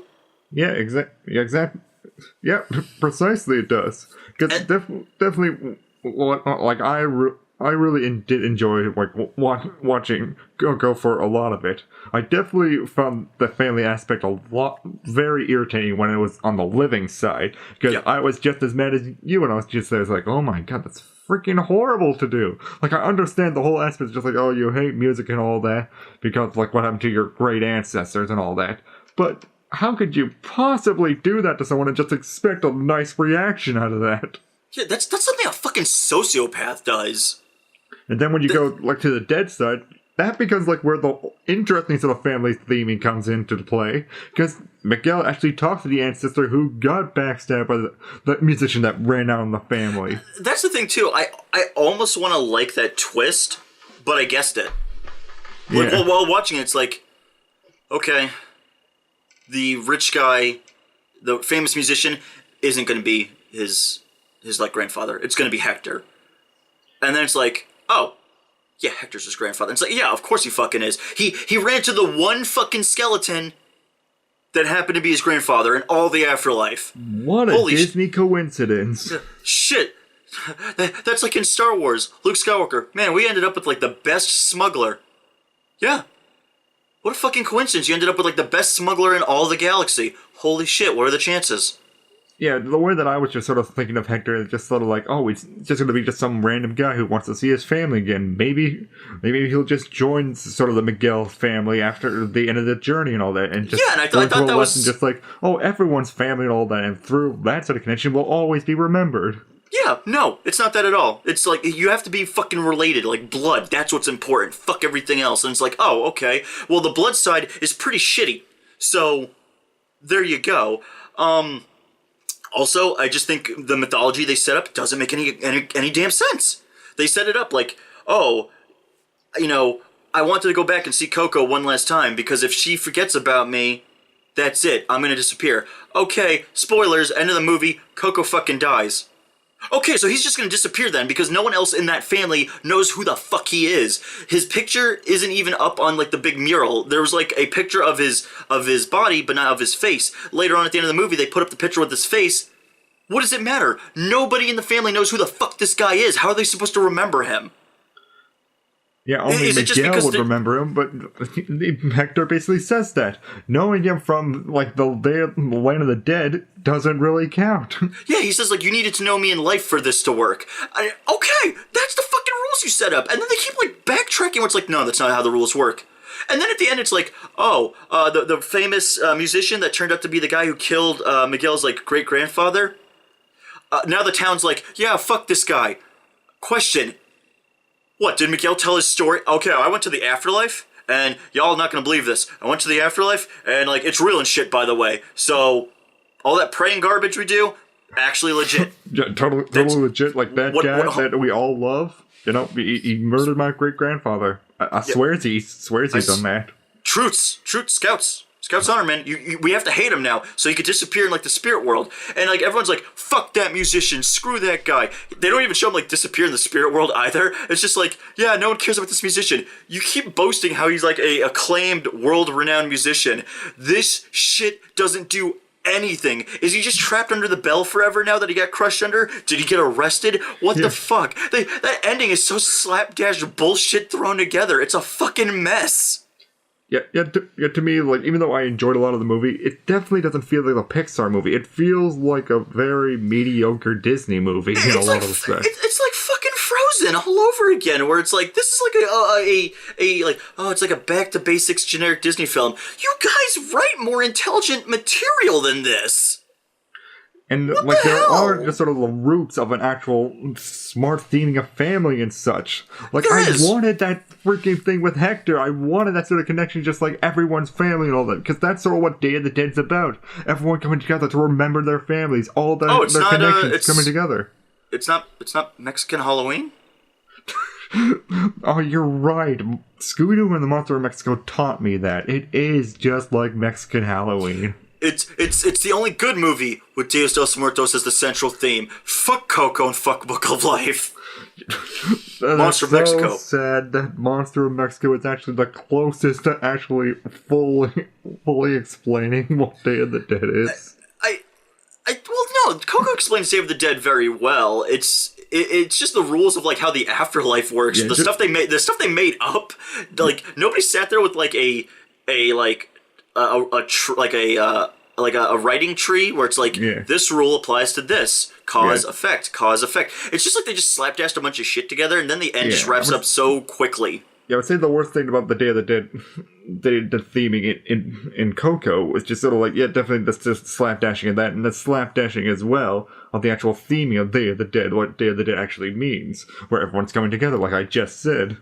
Well, that's the thing that pisses me off too. Is like Scooby-Doo one than anything else. And that's what pisses me off about this movie. Is like, oh, it's about family. Miguel's family's fucking despicable.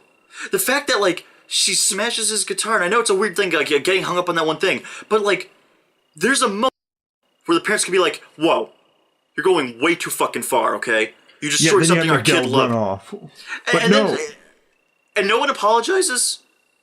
No, like when he comes back together with his family, and like he steals another guitar and he plays a song for Coco, which by the way they treat Alzheimer's like it's like fucking magic.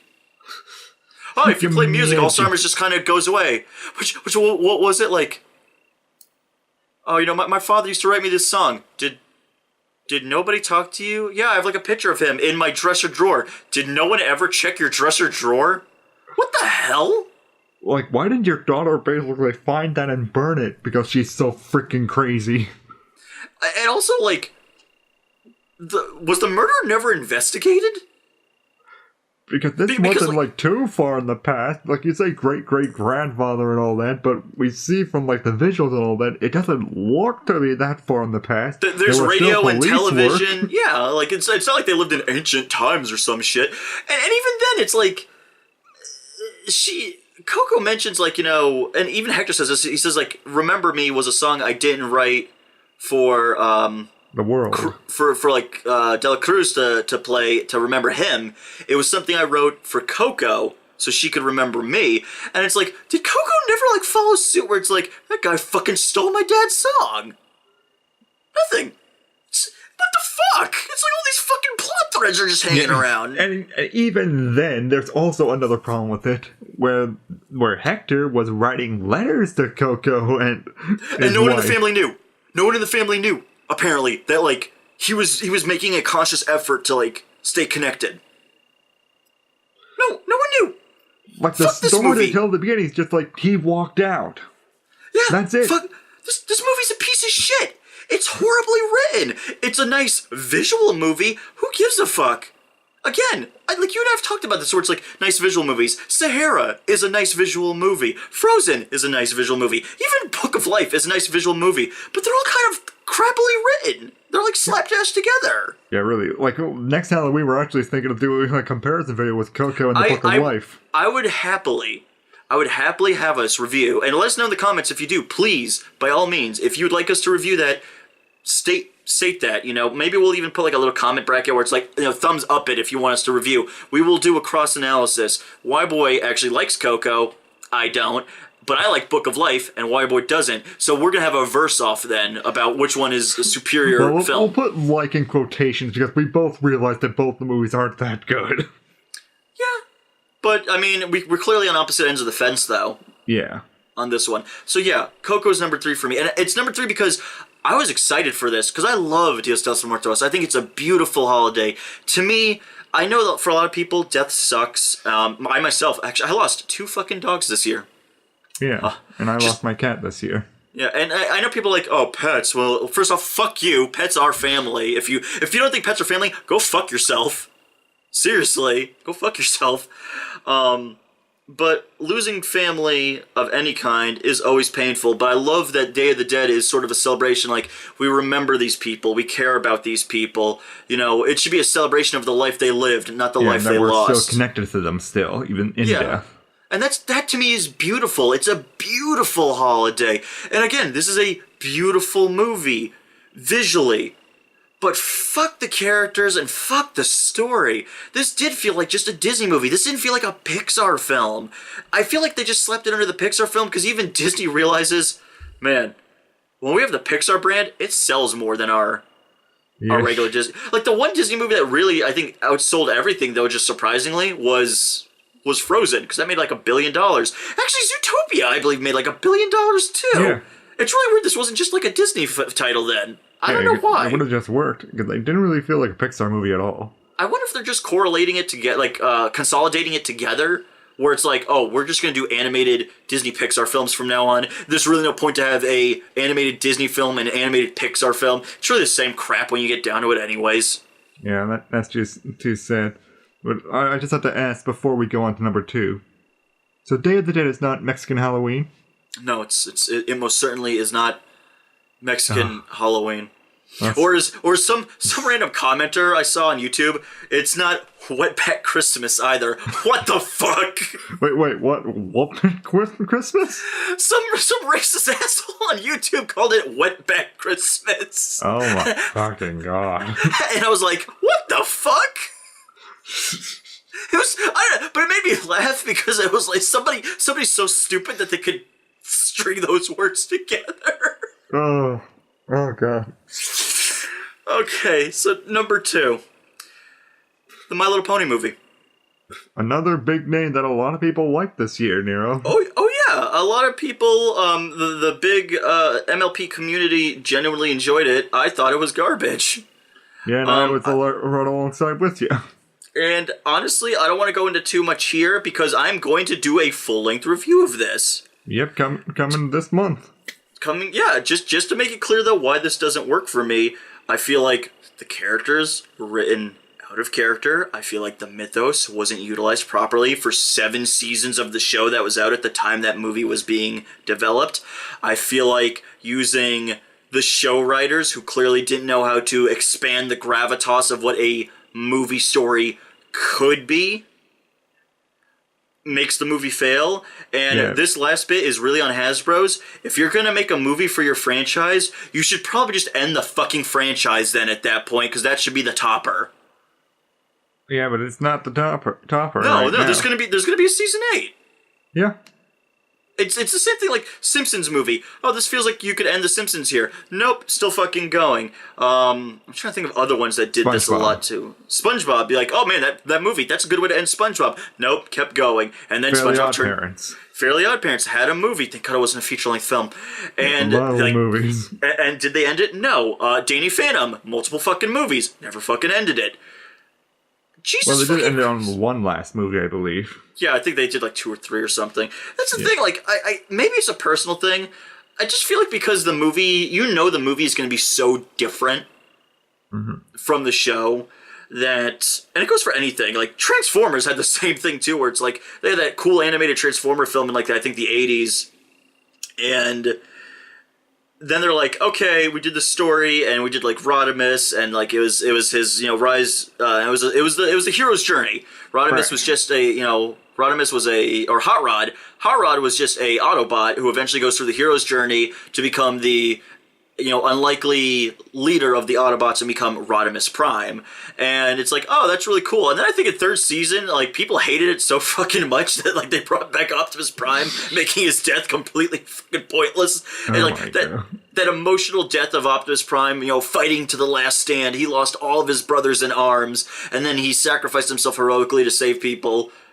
And then they're like, fuck it, he's back, because no one likes Rodimus. And it's like, oh, well, fuck, man, that kind of, like, ruins the spirit of that movie.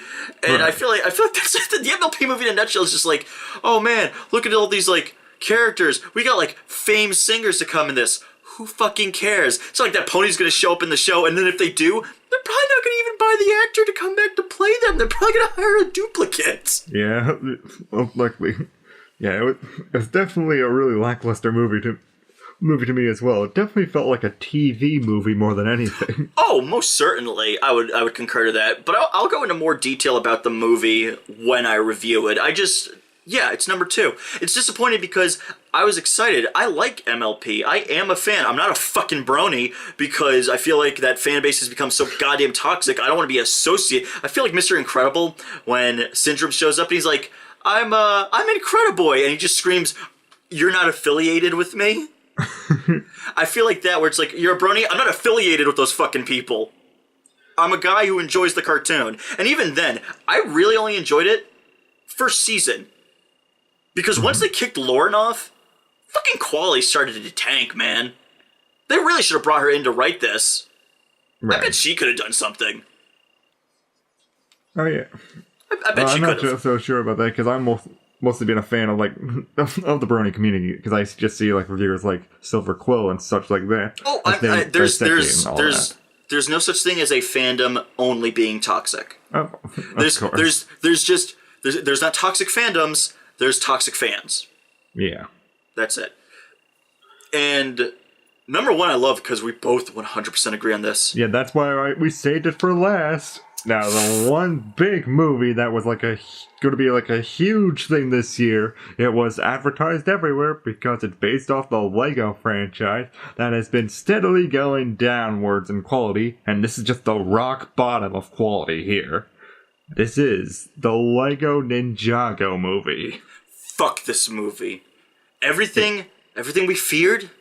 I remember, like, a movie came out, and you and I were like, that looks like a cash grab to sell some toys. That looks okay. That looks shallow. Yeah, and we were already dreading because we just watched in 2017 the Lego Batman movie, and we were just feeling like, okay, there are some good bits in it, but definitely by the end it was feeling like an advertisement for the Lego Dimension sort of game. Oh yeah, look at all these other properties we can make like Lego spin-offs off of. Wouldn't you want to see Lego Gremlins or Lego Harry Potter? Fuck you, Warner Brothers. Why couldn't it be a Batman? Hell, if anything, wouldn't thematically playing into that Batman movie be like, oh, Batman needs to learn to get along with people. So shouldn't it be like a bunch of the supervillains come out and him and the Justice League have to reconnect because no, the Justice League's just there for the sake of being there. Also, I love that the cinematic debut of the Justice League happened in a Lego movie before it happened in the shitty Justice League movie. That's priceless to me. It's like Wonder Woman. It was Woman. better in the Lego Batman movie because it was just sort of a scene where just everyone hated Batman, and it was kind of funny like that.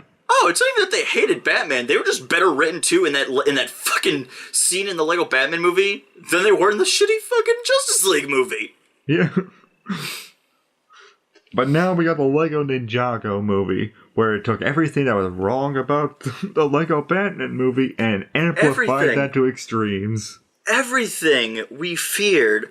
The idea that, like, oh, they're not going to know tonally what to do with the villain, to, oh, it's going to be like a toy commercial, to, like, oh, they're going to have so many fucking characters that they're not going to have enough screen time to make any of them likable or interesting. All of that is in the Lego Ninjago movie, and we reviewed that movie too, so you could check the card above my head and the link description below. You could check that crap. Like we went like in depth into that because I definitely don't want to do a cartoon corner on this. It's just too annoying to cover that in depth. The fact that it's like they can't decide anything. Is the main character sympathetic? Is the villain sympathetic? Is the villain just a douchebag? Why is every surrounding character an idiot in some way? The villain kills our sensei. Shouldn't we all be sad? No, we all kind of make friends with the guy. He's pretty cool. He murdered your teacher. What the fuck kind of logic is... I mean, Luke, hey, pretty cool. Yeah, I fucking murdered Obi-Wan. That's okay, Dad. You're still pretty neat. Obi-Wan's still in the ground. Like, what the fuck, Luke? It's like, I'm sorry, Obi, but like he was just cool chopping you in half. I'm sorry, Ghost Obi-Wan. Shrug. It's unbelievable. Like how this movie has no idea what the fuck its identity is. And the thing is, it's generic as shit. I swear to God, every fucking Lego movie has been like, father figures have problems. All three. Like, did the first one have father figure issues? Because I didn't think like. Yeah, dude, because Emmett is just representing the kid who has issues with his dad, who's Lord Business. Yeah. Well, thankfully on that one, the father issue was basically just like vastly far away than Emmett's actual issue, so it was just like a side theme. Well, on the Batman movie, it became more like a heavier theme, and in this one, it became like a rock crushing the themes. Because, like, in the Lego movie, it's a meta theme. Yeah. Because it's like, oh, at the very end you realize, oh, Emmett represents the childish nature of Legos, that you can build anything. You don't have to use the instructions. You can imagine anything. That's the beauty of Legos, is that it's an imaginative toy. It's a bunch of blocks and pegs, but it could be something just inspiring and breathtaking. You could create anything you want. That's the beauty of it. And Lord Business represents the adult collector mindset, where it's like, you gotta be by the book, you gotta do it like this, you have to follow the instructions, that's what a real person does. This is an adult toy, not a kid's toy. And at the end, there's that realization where it's like, it's both. Yeah. You can enjoy it both ways. There's no wrong way to enjoy Legos. And that's the brilliance of it. With the Lego Batman movie, the idea is family. Batman's been cut out for so long. He gets a young ward, and, he starts connecting with the idea of, like, I could trust in other people. That's a good theme. It fucking fails by the end. Yeah, it's very toothless about it. As Batman is never able to actually have a serious moment with it. Like, the moment where he's supposed to have he's supposed to say, I'm sorry, he goes, I'm and it kills it.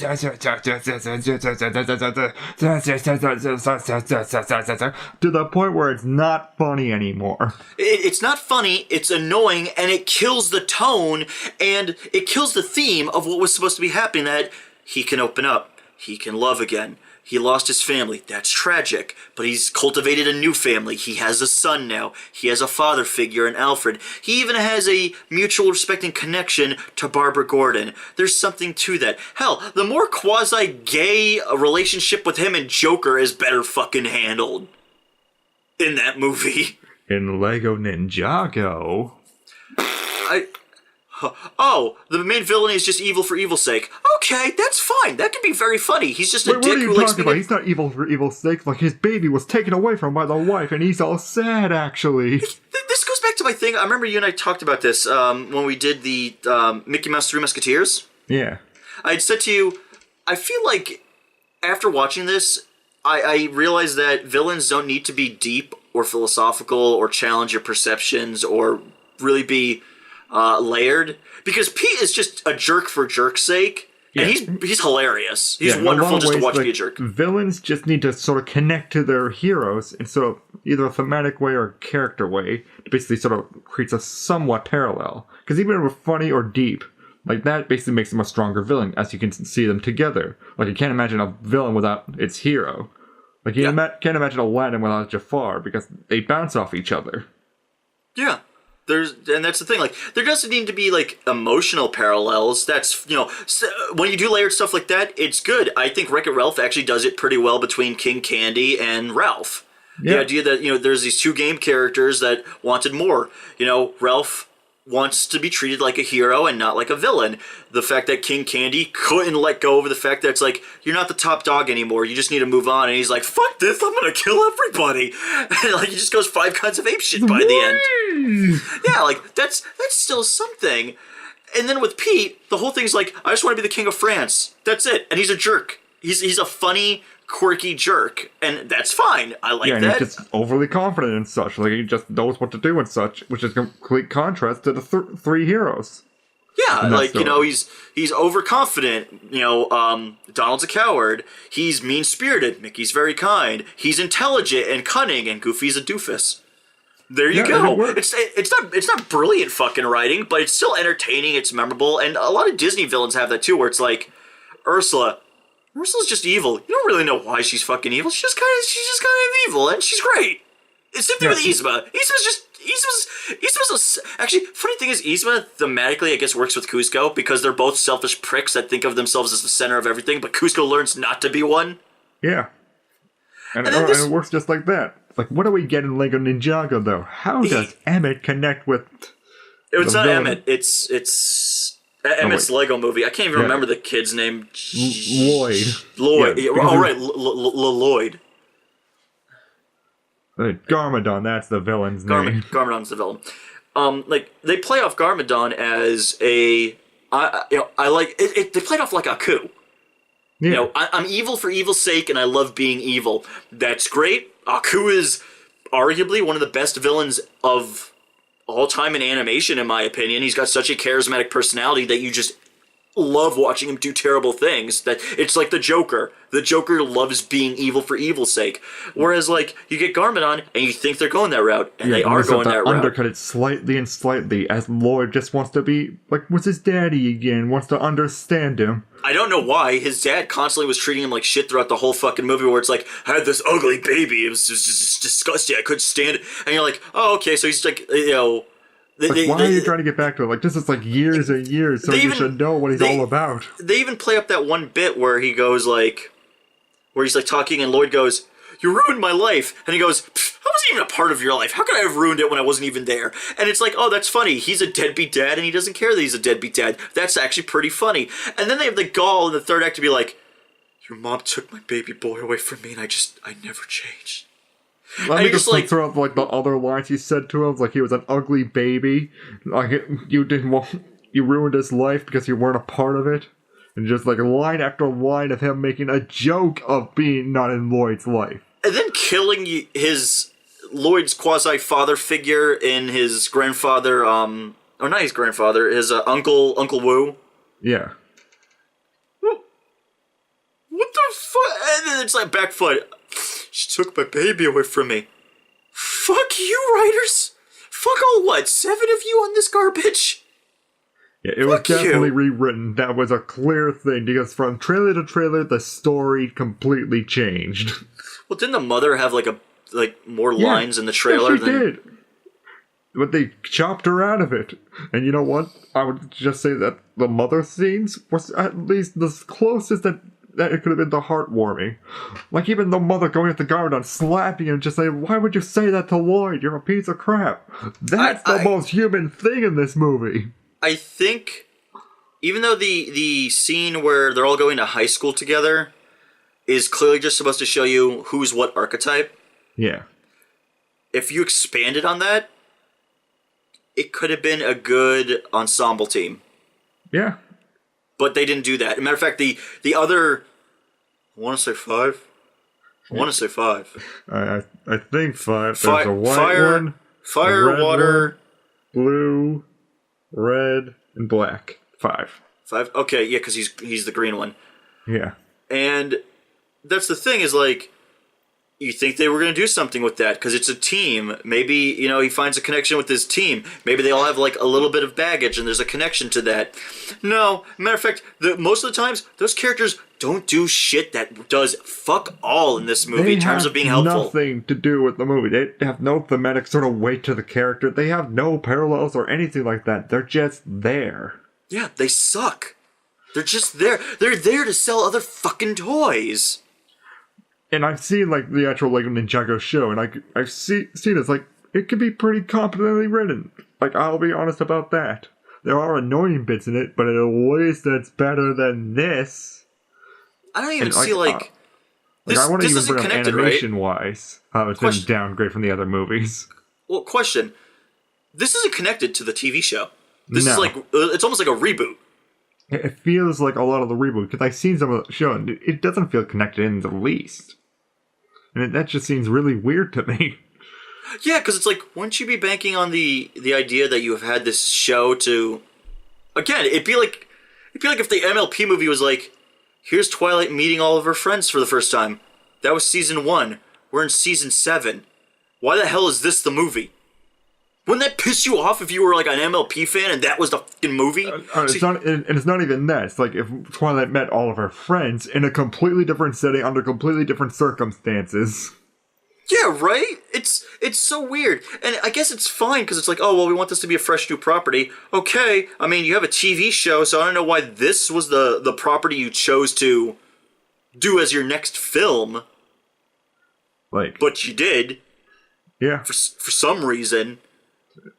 So there you go. This clearly has been the Lego movie that's bombed more than any of the other ones. Dude, I walked out first 15 minutes. Yeah, it was only until I watched it by myself once, and then we watched it again together that you actually finally watched it. And we were right there. This became our least favorite movie of the year. Like, this is really just ToonGrin's 2017's worst movie, period. Yeah, and like you even said too with the animation, something that like really upset me is like, first Lego movie, everything's a Lego. The flames are Legos.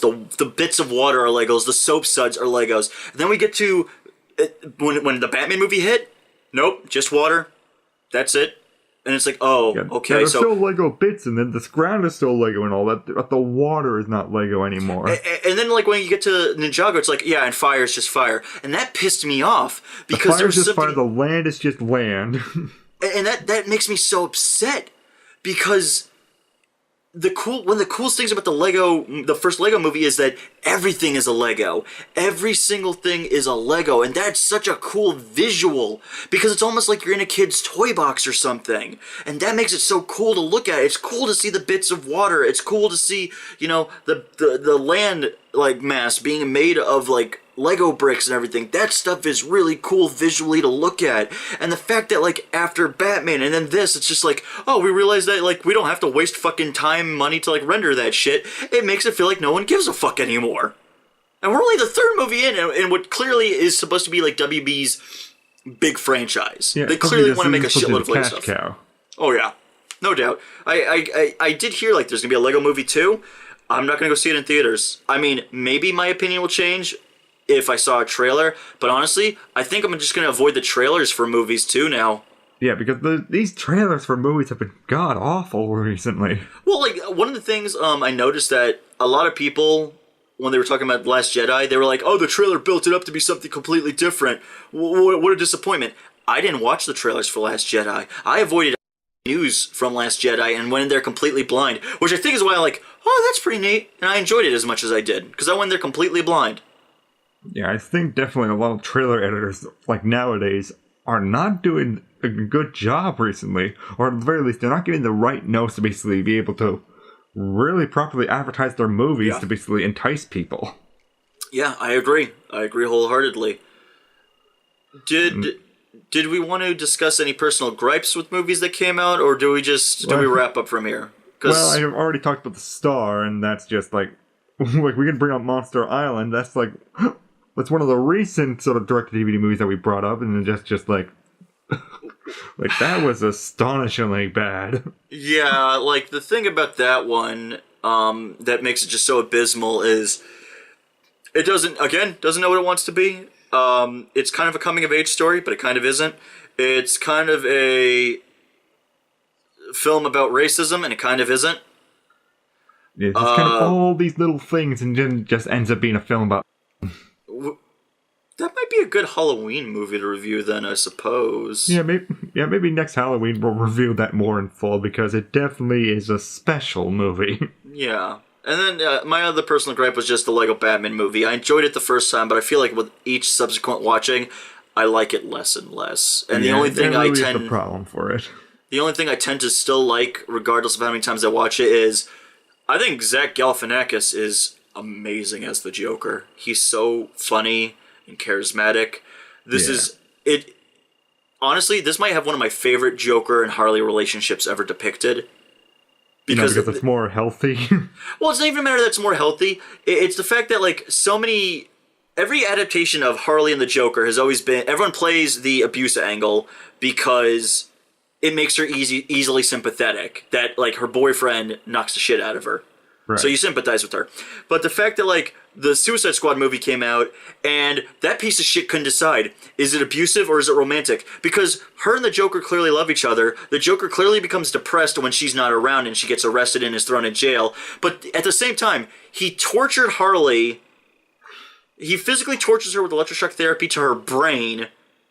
And then when, like, his car goes flying into, like, the Gotham Bay, and she goes through the windshield, he ditches her and leaves her to drown to death so he can escape Batman. And they play off the movie, it's like, no, they're in love. No, fuck you! You can't have it both ways. Either they're Bonnie and Clyde, or they're fucking not. But you fucking pick you pick your fucking footing and you stand on that. I love the idea of them being like the Bonnie and Clyde of crime, that they both love causing chaos and they both just adore each other. I think it makes such a cute little relationship. Like, he's sitting there and he's all depressed in his little clown throne, and like all the other villains are like trying to put together a bookshelf and it falls apart, and it's like, man, we really suck at this. And Joker's like, how am I supposed to be like the clown prince of crime? How am I supposed to be a genius criminal when I have these boobs to deal with? And she's like, oh, Puddin', you'll get him. And she's trying to cheer him up, and it's fucking cute. She's like a supportive girlfriend. It's like, Puddin', you'll kill Batman next time. And it's like, oh, Harley, that's so sweet of you. I really hope I can get him next time. You'll do it. I believe in you. That shit's cute. That's that's interesting because we haven't seen that dynamic before. We've always seen the abusive angle because it's an easy way to make her sympathetic. Oh, she's infatuated with this guy that beats her. Wow, doesn't that make you feel sad? Not really. She's a child murdering piece of shit. I'm not exactly sure why I'm supposed to feel that she's sympathetic. Oh my god. Yeah. So, like, the Lego Batman movie, there's stuff I like, but, like, I can't... Every time I rewatch it, Batman just pisses me off. Yeah, I can't rewatch it just for that ending Batman scene now. Because that just pissed me off so much. But, so that's the thing. That's our personal gripes. And this has been our list of the top 5 worst films of 2017. Some of them will be unpopular. Probably me and the Coco thing. That's probably going to be the one I'm going to get the most flack for. Maybe Ferdinand. Maybe My Little Pony as well. And definitely Lego Ninjago as well. Well, no, I don't think we're going to get flack for that. I thought no, we got some shit for that when we first posted our watching stuff of it. Oh, okay. But definitely, this was a really bad year for a lot of the big budget movies because they were either like really bland or just ended up on our list right and here. I think that's the funny thing is, like, Lego Ninjago, our expectation was high by this point because, like, Lego Batman we enjoyed, it had a little messy at the end, but we enjoyed it, and we love the Lego movie, so we figured, oh, third one, they gotta be 3 for 3, and it's garbage. And it's like, oh god, and it hit hard. And then for me, it's like, MLP. Oh man, I'm really excited for this. They might have another amazing animated film like that original Transformer movie, and it's garbage. And then I was excited for Coco. It's Day of the Dead. It's one of my favorite holidays, and it was garbage. And then Ferdinand's like, okay, this one probably isn't going to be that good, but John Cena looks like he's going to really do something. Like a cute movie and all that. Yeah, and it's like, eh. And then, Tom and Jerry one, we had no expectations. We were just like... Yeah, on my top 5 list, I didn't have any high expectations for Tom and Jerry, Cars 3, The Jetsons, or Sahara. With Sahara, we just found it on YouTube, on Netflix one day, and we were like... that looks kind of neat. Let's give that a shot. It looks kind of pretty. I like the art style. That was the worst mistake of our lives. Basically, you could set up that whole moment where it's like, do you know what Always Sunny in Philadelphia is? Yeah. It's like, hey, this Snake movie looks pretty good, WHYBOY. And then it just cuts to, and it just says, like, it wasn't. That was our top 5, guys. We hope you enjoyed it. What are some of your top 5 worst movies? What are some of the worst films you saw this year? Films that pissed you off? I know, like, we could have gone to, like, live action stuff, but WHYBOY, your specialty has always been animation. Yeah, that's sort of the specialty of this channel, being ToonGrin and all. Yeah, it's primarily animation, and even then, live action films I saw that, like, disappointed me, I'm not even upset about. Like, I saw Justice League. Well, you looked like you were going to be crap. I thought all the other DC movies were crap. You had 2 different directors working on this because one of them had to leave because of the tragedy of his daughter killing herself. And then you brought in a guy who's totally different. Well, this turned out to be crap. You didn't disappoint. You lived up to the exact expectation I expected. Yeah. And from the live action movies I've seen stuff like The Dog's Purpose and all that. That's not really something that you would really go out to just do, like, oh, this will be the best movie ever. It's just a feel-good movie just to see, like, a dog's lives and all that. Yeah, you watch it to feel good. Dies. Yeah, you watch it to feel good. That's it. Yeah, I'm not watching something to be like, oh my god, this is changing the way that I see everything. Yeah. But guys, tune in next week, and we're going to do the top 5 best of 2017. That's going to be so hard to make, actually. Yeah, I don't know. Maybe our standards are too high or something, but I don't know. Well, I think our standards are pretty good. We just put everything at sort of average after a while. Well, it doesn't help because we've seen so much by this point. Yeah, true. That, like, your mind is able to, like, pick things where it's like, oh, this is from that, this is from that. I mean, again, it's like the Emoji Movie where it's like, yeah, sure, you're ripping off, like, Wreck-It Ralph and, Inside Out. Yeah, but even in those sort of instances, we were able to pick out those sort of things and just really recognize, just like, okay, that's an average movie. It's not like the worst movie ever. Yeah, it's just like, whatever, who cares? Yeah, like, the trailer looked like it was going to be a lame duck. Quack. Didn't disappoint. Quack, quack. But definitely I'm looking forward to, like, next week and what you guys also think what's going to be the best movies of 2017. Yeah, feel free to comment on that if you guys want to take a guess. Yeah, you know our personalities. What do you think was our favorites of the year? Put it in the comments below and we'll see if you're right. Yeah, be sure to always like, subscribe, comment, hit the bell. That's how you get your notifications to know when we update, because YouTube keeps changing its fucking coding to do things, goddammit. And as we said at the beginning, we're also sponsored by T-Blocks, and you put in the code ToonGrinTBX, you can get 10% off your t-shirt box for the month. All sorts of cool, like, pop culture shirts, man, like video games, cartoons, movies, all that great stuff. T-Blocks, sure, check it out. Remember, ToonGrinTBX at checkout for 10% off, and just go ahead with that. And if you guys want to, you could always follow us, on our social media with ToonGrin.com. That's where all our updates go. Just favorite that page, and you'll be able to keep up to date with everything we do, as well as our YouTube channel, of course. Yep, and you want to support us in any other way, we got our Patreon right there, where you can submit your patronage to basically, choose an episode watching stuff for us that you want to go ahead on, or Cartoon Corner, or NERO Reviews, or just anything in between. I think we'll also add maybe a voting poll, because I know that when it comes to reviewing now, we might just let them, like if you become a patron, here are 3 things we want to review. Vote. Which one do you want us to review? Gets the most votes? We review it. Yeah, we'll see how it goes. Just go in the description below, and just find all the links there. Mm-hmm. And that's it.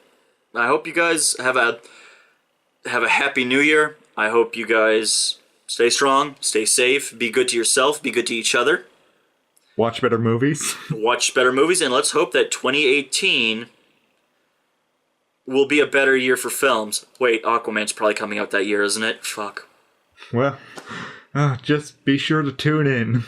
To ToonGrin.